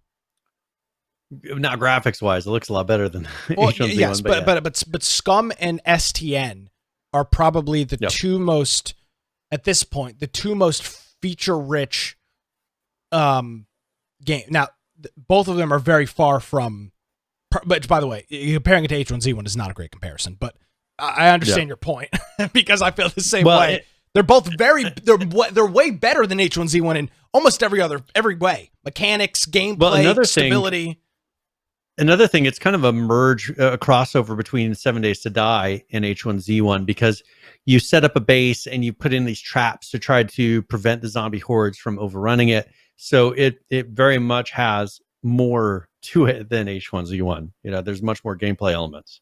Yeah, which, you know, H1Z1. I think a lot of the zombie thrill has kind of gone away from people to where they're going to be struggling against that. You know, they're having to make a game that's just fun because people aren't as interested in zombie games as they used to be. Yeah. Bravo North says, and it does have base building. Yeah. Yeah. It does. Full base. It has building. like very extensive, and you actually place the objects in the world. So like you can put a bookshelf there and then place objects in the bookshelf. It's a very extensive base building system. Yes, absolutely. And claiming you can claim buildings and you know, inhabit those as well. Let's see. How many people are playing Survive the Nights right now? 111 people playing right now. Yeah. So as PH points out, you actually take over buildings and then you can fortify them and place objects inside of them. I don't know that there's actually a base building to where you're actually putting up walls, but you do secure walls and barricade things. I don't remember. Yeah, I don't remember that part. I just remember barricading things. So it does have most recent reviews is mostly positive. And then it's on sale actually right now until December 21st. Oh yeah, I was going to make a note of that. 30% off. Yeah, it's $14, $13.99. Which just started. I would encourage people to grab it, like for the price. Do I own Survive the grab Nights? a copy of it. Yeah, I do. Right, I thought you did. Yeah, we've definitely. You played with us. Let me verify. So I would encourage people to get it, because if you're looking for just a fun, we could do it as a game night sometime. Go in there, fortify a building, and just kind of see how close it feels to H1Z1 and see what people think of the experience. But a year ago, it was very rough. I remember when I first played it, I got a copy of it, went in there, and the performance was really bad, but they've really picked it up, and I think they've done a lot better job. So we last played playable now. December 6th, 2019. So I'd say, Brian, it's probably time. And I know everybody's playing Cyberpunk, but it's been a year. I'd say it's probably time to jump back in there. Yeah, see how it is. Yeah, absolutely. So that's Survive the Nights. PH, I think, made a comment, surprised to see that they're still going as well as they are with their player count, but they appear to be fully dedicated and devoted towards the game. It's A2C even when there was barely anybody playing it, they were very consistent about putting out updates, and they didn't let that slow them down, because I think they're playing the long game. They're like, we're going to make a full game, and they're getting to the point where I think it's starting to pay off for them. Yeah, absolutely. So that's Survive the Nights. You can check it out. It's got a whole bunch of cool features, and it's on sale for $14. So check it out. All right. Hey, let's talk about Elite Dangerous really quick. Another game we haven't played in a long time. I know. Because what a waste of money that was. Jesus. Well, wait till you see with this expansion that they're doing. So they have their new Odyssey that they're going to be releasing here. It's Elite Dangerous Odyssey that's going to be bringing some pretty cool features to it. Now, they have a trailer. So let's go ahead and play. Now, you can pre-order this. It's $39.99 for the pre-purchase. It's going to be early 2021 that it's released. But think in your mind, what is Elite Dangerous? Like, picture it, because Elite Dangerous for me, in the ship. A really frustrating game where I don't know any of the controls. Yes. That even though if you take a 6-month break from playing it, you come back in, you're like, I have no idea what I'm doing again. So imagine that game, where you're looking out, you're in your ship the whole time, you're flying from base to base, pretty much. That is Elite Dangerous, or you're going and trying to get something, right? Now play this trailer and tell me how it compares to what you remember. Rated M for mature. For maybe. Oh, a little David Bowie. This is what I was saying. We're getting our copyright strike right here. This is David Bowie, right? Yeah, ground control. Yeah, I thought that was Major Tom. Yeah, it is. Okay. Control to Major Tom. 7 seconds till copyright strike. Ground control to Major Tom. I mean, we're making enough noise through the whole thing. We're putting in artistic commentary. pills and put your helmet on. Doesn't that cover us? I think we'll be all right. Major Tom to ground control. Look at that, multiplayer. This video was demonetized.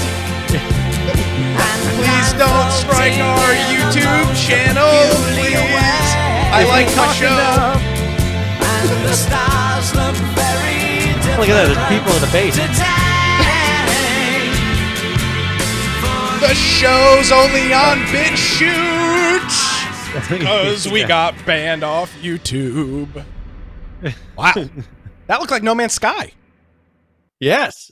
Or what Robert Space Industries, what's the other one that might release some point in the future? Space Simulator Man? I don't know. Yeah, whatever that one is. That one. Now, this is the thing. That one, people have paid hundreds and hundreds of thousands of dollars to buy a ship, versus this one, which is catching up to that game. And because it's actually out in development. Yeah, Star Citizen. Thank you. So yeah, Star Citizen. You know, what'd be funny is if really they're not that different in the end. with the massive amounts of money the other that's gone into not. Star Citizen. Yeah, but this one, they're definitely adding in a lot of features that I'm hoping for. The one thing that I haven't seen that I'm hoping for is ships that you can walk around in. That's what I want to see, because their ships are big. They have some really big ships that are pretty cool. But I really want to be able to walk around, and since they're really pushing the multiplayer, have it to where people can work, run different areas of the ship. So maybe somebody's running the combat section, somebody's flying, somebody's running engineering, whatever it is, all these different sections of the ship. That for me would be cool. So that's what I'm hoping for. I agree. Well, it does say single player and then MMO. So I think they're probably going to have like a single player story, but then MMO to where a whole bunch of people can play. It'll be interesting to see where they actually go with this, but I'm looking forward to this one because I really do enjoy Elite Dangerous. I don't have enough of my life to commit to it. So this is a DLC, and it's an expensive DLC. It's a $40 DLC. Yeah, it's a DLC, so you have to have the base game to play this. So you're talking about a $70 title. Wait, if this is the only DLC you have. Well, yeah. So this one, they've made the DLC that was in there before free, and they've bundled that into the base game. So now Elite Dangerous by itself is $29.99 to get the base game, and that comes with Horizons, the Horizon. What was the DLC at that point. And now you'll have this one, which will be the only DLC for it. So they pretty much made the previous DLC free, and then this is the new DLC. Yeah, see, I think this is the way to go, because I don't know, Pierce says $40 DLC, what the hell? This is a huge amount of content. But see, that's the thing is, this is the catch-22. Do you make a whole nother game and sell it for $40, or just make this a $40 DLC? Base game on this, though. You know what I'm saying? Like, they could keep ticking away at this and just making it better and better. But they could do that as like a little DLCs. Okay, we're gonna have a DLC so you can land on the ground, which is what they did before. Now we'll have a DLC where you can do a certain number of like single player quests, and instead they're just doing it all as one big DLC. It should be $30. I think if the base game's $30, unless this game is going to be the entire base and more, which it's not, then it should be $30. Yeah. I think 40 is a bit of a stretch. It should be $30, in my opinion. Yeah, and it'll be interesting to see. I'll buy it and play through, especially now that they have. We'll see how much. I'm really interested in the bases and NPCs. How much is this going to actually feel like a normal game where you're going through and picking up a quest, talking to someone, doing step by step, versus the old one where it's like, oh, I picked up this resource. I go over here, I can sell this resource for, twice what I purchased it for. That was pretty much the previous game. Or you maybe go do some dogfights with NPC characters or maybe some real people. But you kind of had to pick and choose what you did before based on your ship. Maybe this, they'll kind of add some more to it than that is what it looks like. Yeah. So that's Elite Dangerous. Now we are running a little short on time, and unfortunately a lot of our news this week is not super time sensitive. But I do want to bring up Dead Matter because they do have a holiday update out, which is rather time sensitive. I want to give them credit where credit is due. So for Dead Matter, a couple things on this on their holiday update 2020. They're actually establishing a physical studio, which is cool. I believe their whole staff was working remote, which is good. But collaboration is something that, obviously you've seen in 2020, everybody go remote. But collaboration is a lot easier to do when you can sit in an office and see somebody and interact with them. It's a whole hell of a lot easier than working from home. And I think for a small studio like the Dead Matter folks, it's a pretty important part for them to do. And now's the time to get a lease on a building, because I bet you people, there's so many empty buildings, they're begging for people to fill them, because I think like the rent protections and things like that are starting to drop off. And so there's going to be a lot of vacant buildings. And so I think they're just... Do you think, Brian, you think maybe you chip in a few bucks and I can run an Infection podcast studio here in Wilmington? What do you think? Oh, but then I won't be able to be at the studio. I have a whole house to myself, but I mean, I could also use an Infection podcast studio. That is studio. the studio there. That's what I'm saying. You're going to start demanding rent? You're going to start demanding rent for your studio? No, I'm going to say I want to go rent commercial real estate because it's such a good market right now. I wish I had a need for commercial real estate because it's so cheap right now. But they took a couple shots here. These are shots that they have taken from around. These are real pictures that they've taken from around different parts of Scandinavia. You can see here some sort of convenience store looking thing with the snow tracks in there, all the slushy snow. Here is a sunset, I believe, on a mountaintop. You can see how that's, or maybe a sunrise, hard to tell what's going on there. So those are a couple of things that they've got in there. Here's some pictures of their office, which look pretty cool. They're going for the big open room space, which is kind of the way that these things go down. Some dope triple monitor setups that you can see here. With those are Asus ROG monitors, which are super cool. And then the patch itself. So they've got a couple things in this patch. One of the big things that they've been working on is the spawning of the AIs or the zombies into the world.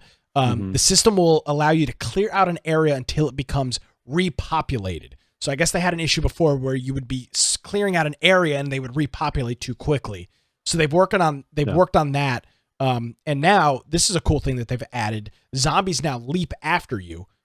So you'll see it right here. This is a common trick in games, right? You bring a zombie up a ledge and then it has to find its way back down through the the system that you used to go up. In this case, you have it run back around the corner, just keep going back. Exactly. In this case, no, the zombie is now going to run off the edge, which makes it even worse, or makes it even harder to try to get away from them. So that's pretty cool. They've also worked on some realistic shaders, which you can see here.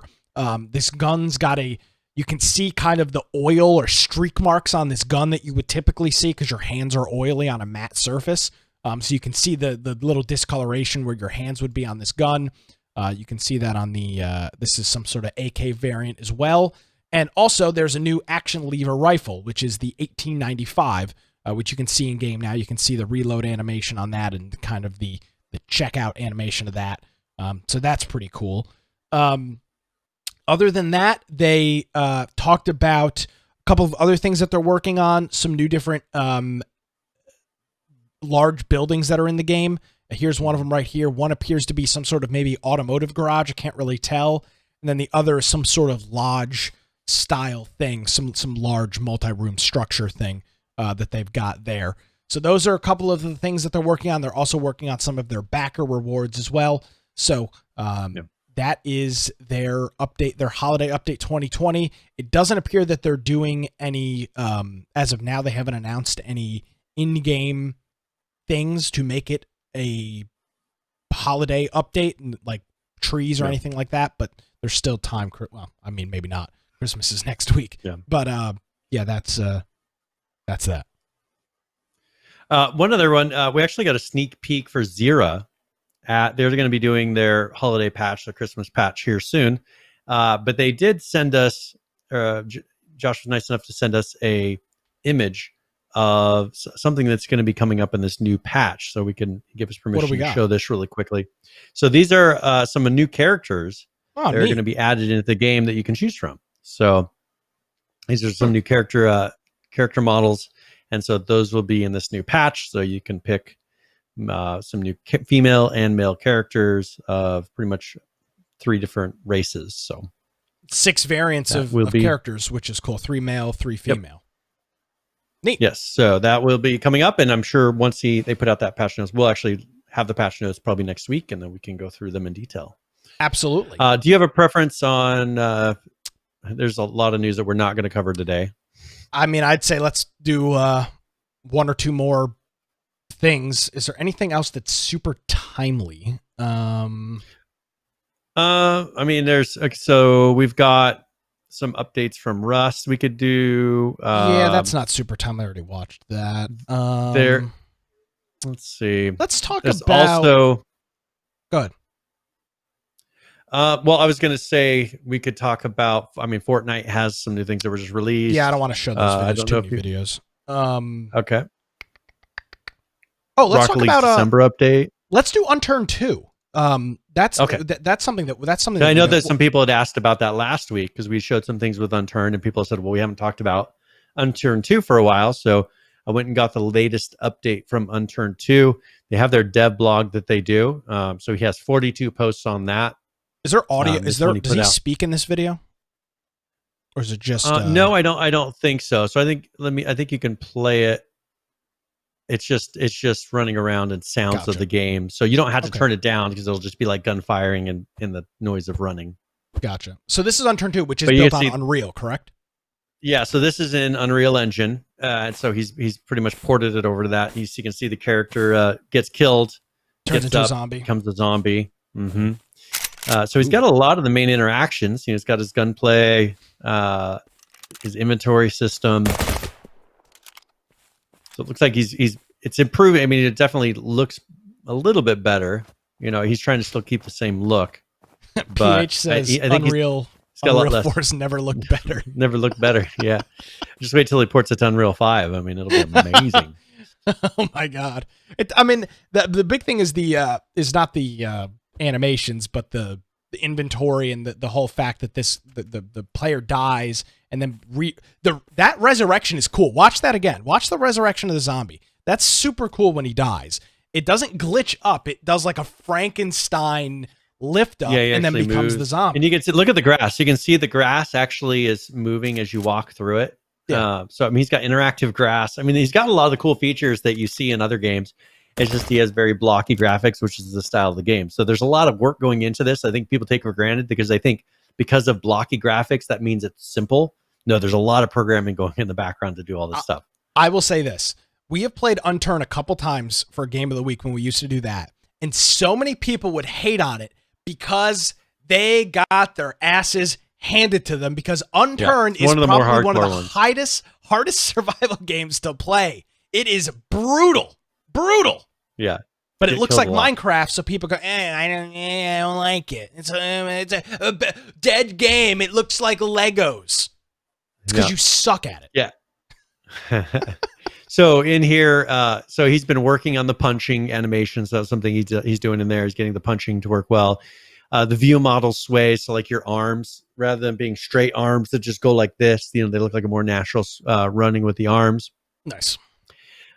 He talks a little bit about the shade zombies, wandering and things like that, and the AI, and then some things he's kind of fixed. One thing you can do, he put in there where you can actually change. You type /zombify and it'll turn you into a zombie for testing. So they do have people that are on this and actually testing the current release. So really?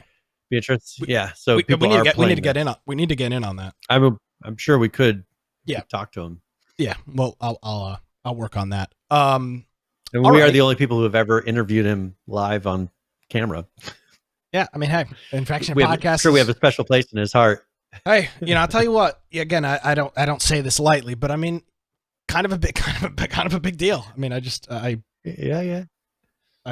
know.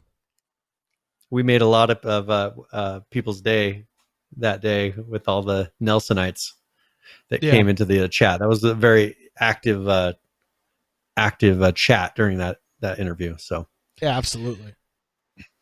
All right, Nick talk to him. Nobody likes Nick. What? That's Jonesy. Mean. That's not nice, Jonesy. That's not true. It's verifiable. I know everybody likes Nick. Jonesy, you've been watching this show for 5 years. He's the one. You really, nobody really. I mean, you picked a bad show to waste 5 years of your life. 309 episodes.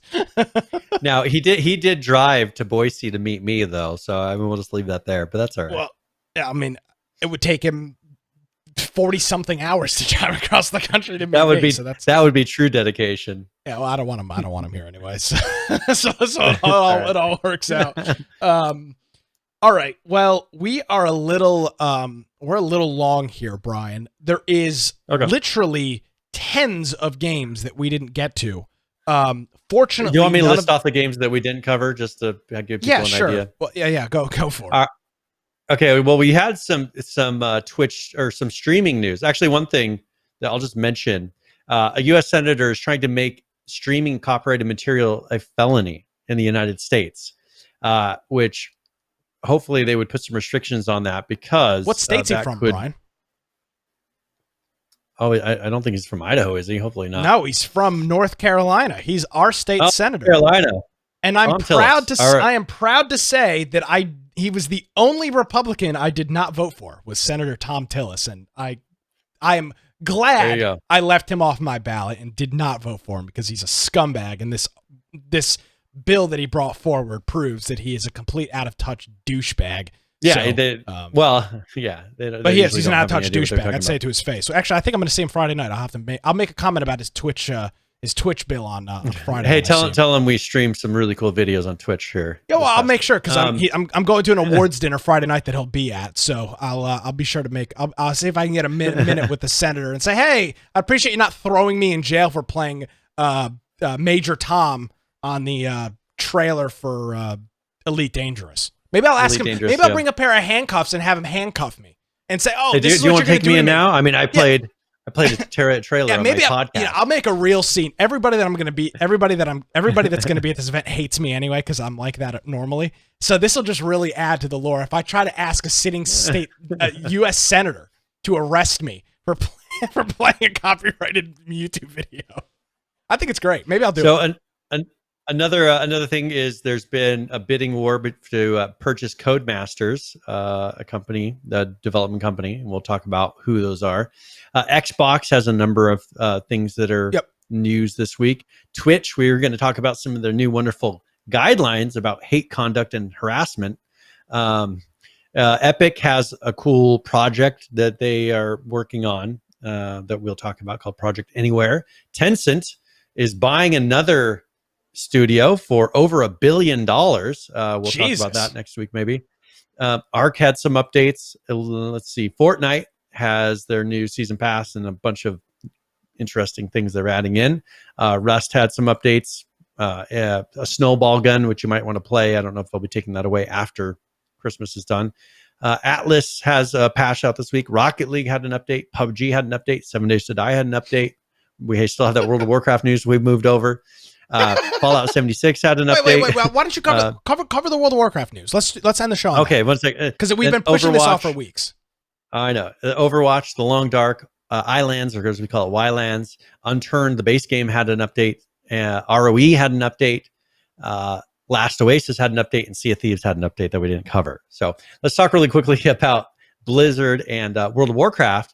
So World of Warcraft was kind of teased it last week, but they claim that they have the fastest selling PC game of all time with their latest and we'll have to see if this has changed with Cyberpunk. I mean, maybe Fake now news. they can't claim that anymore. No way. But they said they have sold 3.7 million units globally between pre-orders and went live November 21st. Now, Cyberpunk, I don't know how many of those were PC. You know, that may be the difference of maybe Cyberpunk didn't hit 3.7 million PC, so maybe they can still claim this. I would say that they probably didn't. That would have meant Cyberpunk only sold 2 million copies pre-order on Xbox and PlayStation each, which seems probably low. So they probably mainly Cyberpunk was on console. Because I think the 8 still million, a good number for PC. The 8 million was all around, correct? Yeah, Jonesy, I just don't think it was I think it was 8 million all around, and I bet you a biggest chunk of those were console sales. And so I would be surprised if half of it was PC sales. I don't it's think possible, it was. but I'm not sure. World of Warcraft also opened up Castle Nathria is there for with the first season of the Shadowlands content. So this is a raid. They have mythics and things like that in there. So they're starting to open up some of the different, more difficult content that you do as a group, and PvP content in there. And then one thing they did is they tweeted. Now there's a little video in here, but it's pretty much a trailer for the new dungeon. I don't know if you want to try playing a Twitter video here. There you go. Let's go and watch this. And PvP, along with Shadowland's first raid, Castle Nathria. Located in the Gothic heart of Revendreth, Castle Nathria is a 10-boss raid that takes you deep into the monolithic lair of Sire Denathrius. There, you'll face off against unfathomable terrors as you race to uncover a sinister plot and fight to save the Shadowlands from a dark and twisted future. Inside, you'll need to outmaneuver Shriekwing, save a wronged soul from a sinister fate, dance off against Cavalier courtiers, and shatter the stone-skinned armies of Revendreth before serving justice to a power-hungry traitor. This week, the raid's gates open for normal and heroic difficulties, with Mythic and the first wing of Raid Finder opening the following week. Mythic Keystone Dungeon adventurers will soon encounter the first seasonal affix for Shadowlands, Prideful. When this affix is active, your own ego may prove to be your downfall. As you defeat non-boss enemies, your vanity will eventually form a manifestation of pride. Defeating this manifestation greatly empowers the party with Prideful, a buff that increases your damage, mana regeneration, and movement speed for 1 minute. You'll want to prioritize your pulls to make the most of your Prideful buff, so you can take on challenging enemies more easily. Participating in PvP activities will reward you with honor and conquest currencies to purchase battle-ready, epic-quality gear from a PvP vendor within the Enclave in Oribos. You can also use to upgrade your PvP gear to higher ranks and become even more formidable. Season 1 also brings a host of new rewards, including the Vicious War Spider and the Sinful Gladiator Soul Eater mounts. Completing Season 1 activities will also allow you to select a reward from the Great Vault. You can unlock up to 9 different options for your weekly reward by completing objectives from raids, mythic dungeons, and PvP. Be sure to visit the Great Vault in the Hall of Holding, located inside Oribos, to select your weekly reward and view the week's objectives. All of this and more is available in Season 1 of Shadowlands. Thanks for watching, and we'll see you on the other side. Thanks. Okay, that's pretty cool. Yes, by the way, we were wrong. So Blizzard held that record for a week. Yeah. And then what happened? And then Cyberpunk took it over because Cyberpunk clocked in on PC sales at about 4.72 million. Imagine that. Like, So- well, the craziest part, and PH brings up, that a 10-year-old game broke the all-time PC record. Yeah, and then a week later they got beat. But hey, one thing, keep in mind, Cyberpunk tailored their game to PC, right? Yeah. Well, maybe they weren't so wrong to do that. Maybe PC is the future with modding and everything. Maybe they are actually more aware and realize that in the end, PC is where this game is going to be for Cyberpunk. So I think that's probably accurate. All right. Well, we are well over time, and we will have a significantly we'll have a news pack show next week, which will be our Christmas show. Brian, what are we doing for our Christmas show? Wearing Santa hats and maybe a little festive shirt or something? You have a Christmas shirt? I've got. I don't know if I'll have to see if I have anything Christmassy. Oh, you maybe have to make a run to Walmart and see if you can get a button down. I've got one. Yeah, I mean, I've got one that maybe year? would be Christmassy colors. We wore hats. I remember last year we wore hats. Podcast Christmas. Hold on. Because I have the hat in that drawer right down there. It's still there.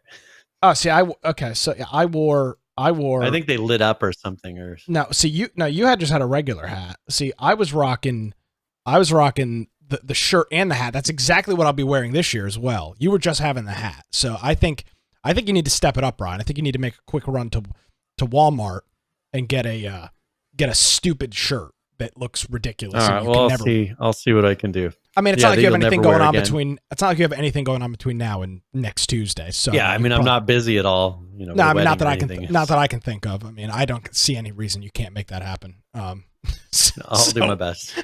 Maybe I'll ask that for my wedding gift.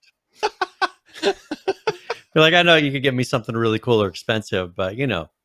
Yeah, that would be cool, like a nice cigar box and a humidor and a really cool lighter, or stupid an ugly Christmas shirt, $11 Christmas shirt. Yeah, that's a good one. Yeah. Yes, different strokes. I agree. All right.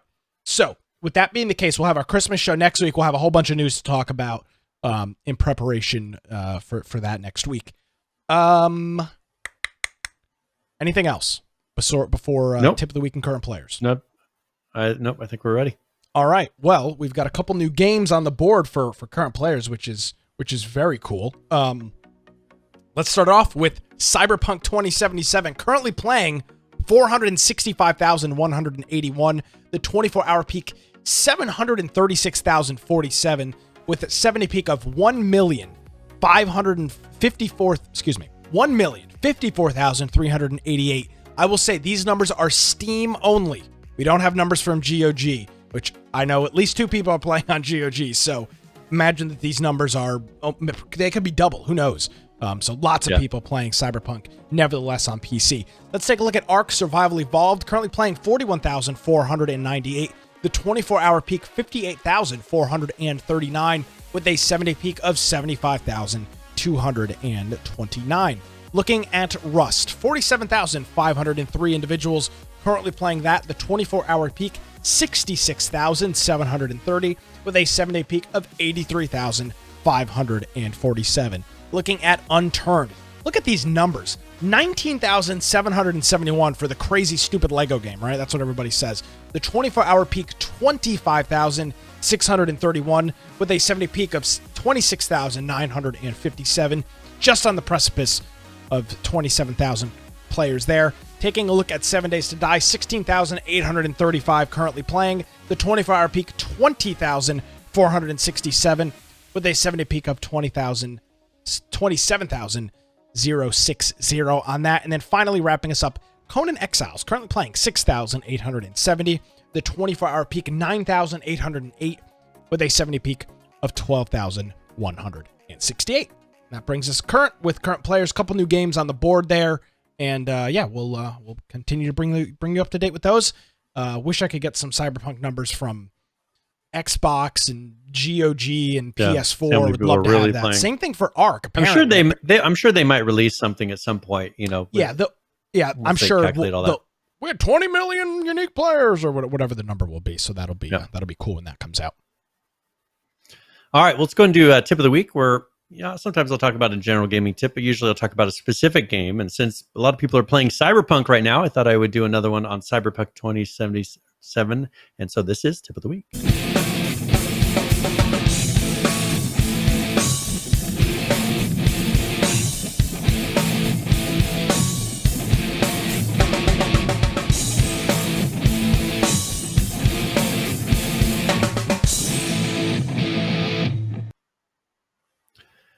All right, so as I started playing, I started looking at just some of the visuals, and especially right now, some of them are pretty distracting when you play the game. So I found a couple different settings you can change that I think really enhance the experience when you're playing, and especially under console. And I think most of these do also really have the same effect on PC. But one thing I did is I went into the graphics settings and I disabled the chromatic aberration and the film grain. Now, film grain, that's really going to be your choice. You might like it the way it looks with film grain. But I think with the chromatic aberration, it looks a lot better with that turned off. Now, if you play with a controller, one thing you can do as well is go in. It doesn't feel very natural when you're playing with a controller. It just seems like it swings very wildly. And there was a setting that I found that you can turn, 2 settings actually, I found that you can turn off that just make it feel much better. So go to controls under settings, and in there, turn the horizontal turning bonus and the vertical turning bonus all the way to 0. And it makes it feel like a much more natural swing, because when you're going to try to aim and things like that, it seemed like it would have extremes when you moved your the controller all the way to the left or all the way to the right. So turn those all the way down, see if that feels much more natural, or you might just want to turn them down a certain percentage. But you can go in there, tweak that a little bit. If you don't like it, maybe you feel it's too slow when it's turned to 0, try just turning it up piece by piece until you get that feel that you like. But the default setting that's in there is way overpowered, and it just makes it very difficult to aim with a controller. So that is tip of the week. All right. Thank you very much, Mr. Brian. Greatly appreciate that. Yeah, I don't know. I guess enjoy some Cyberpunk. I'm sure you're not going to have a whole hell of a lot of time to play, but I mean, hopefully you can still squeak in a couple hours here and there. I know after the show here, once I get it all uploaded, I'll hopefully jump in there for a couple hours. Really. Yeah, because I got a hockey game and everything tonight. So. Well, have to find another time to browse Night City. Not tonight. Maybe another time. All right. All right. Let's go and do this game giveaway really quick. Let's do the game giveaway really quick. I'm sorry. So let's go and draw for this. Congratulations, Judd. Oh, it's Judd. I will send you a link so you can redeem this copy of, I'm trying to remember what it was, Crying Suns. So hopefully you enjoy that. If you do enjoy a game that we give away in this, make sure you let us know so we know whether or not to recommend it to someone else. If you want to find me, you can find me on Parler at Brian Aldridge, or if you want to go check out my blog, biteoftech.com. Also, I want you to go to our website, infectionpodcast.com, go to the right-hand side and join our server on Discord. Maybe if you're playing some Cyberpunk, playing some ARK, whatever, you can jump in there in one of the chat channels. Also, if you want to submit news topics, you can do that. There's a channel for that, and you can submit links to videos, change notes, even for new games that we're not even discussing, if you think we should be discussing it, and we review that every week before the live show. Also, we have our Steam group. If you want to get a notification before we go live, just join that, have Steam open, and you'll get a little notification. You can jump in and participate in the game giveaways, participate in the chat throughout the show. If you want to watch live, you can do that through Twitch, YouTube, DLive, or BitChute. If you're going to watch after the fact, you can do it through those, but also you can listen after the fact through any of the number of podcast links that we have at the lower right-hand side of the website. Of course, those are all after the fact, but you can do those on mobile platforms, desktop platforms, all kinds of different ways to listen. If you want to listen to the pre and post show or watch the pre and post show, you can do that through the Infection Podcast Extras that Judd takes care of for us. And then if you want to follow along after the fact, you can do that through the show notes for now 309 episodes of the show. So just click on the particular show you're wanting to do. We do have a video player and an audio-only player in there, and you can click on the different links as you go through. If you want to support us, you can do that through the support tab. You can go to infectionpodcast.com/support, or you can go to amazon.infectionpodcast.com or humble.infectionpodcast.com, and the Prime Gaming subs that people do here in Twitch that really add up throughout the year. And we're looking forward to PAX hopefully this coming year, as long as people don't go crazy and try to shut everything down again. So absolutely. And again, I want to thank our friend Falcon for hitting us up with the 26-month resubscription here on Twitch. Alrighty, Brian. Well, have a good weekend. Congratulations again to you, and we'll see we'll have a very excited married man on the show next week. I don't know if is that going to affect your gameplay time, Brian? You gonna have enough time for us? Well, okay, so here's an interesting fact. So we actually hauled her TV over here, and we have side-by-side gaming systems set up in the bedroom to where there's two full big screen monitors with two Xboxes side-by-side, so we can actually game together. But what does that mean for me and the audience? Well, I mean, if you guys want to play some console games with us, we can play together. All right, well, Joe will be alone again. Sorry, Joe. Brian, thanks. Congratulations, my friend, and we'll talk to you next week. All right, folks. Well, if you want to hear my insane political rantings, you can do so at atnshow.com. It's a good time. Award-winning. A lot of people like it.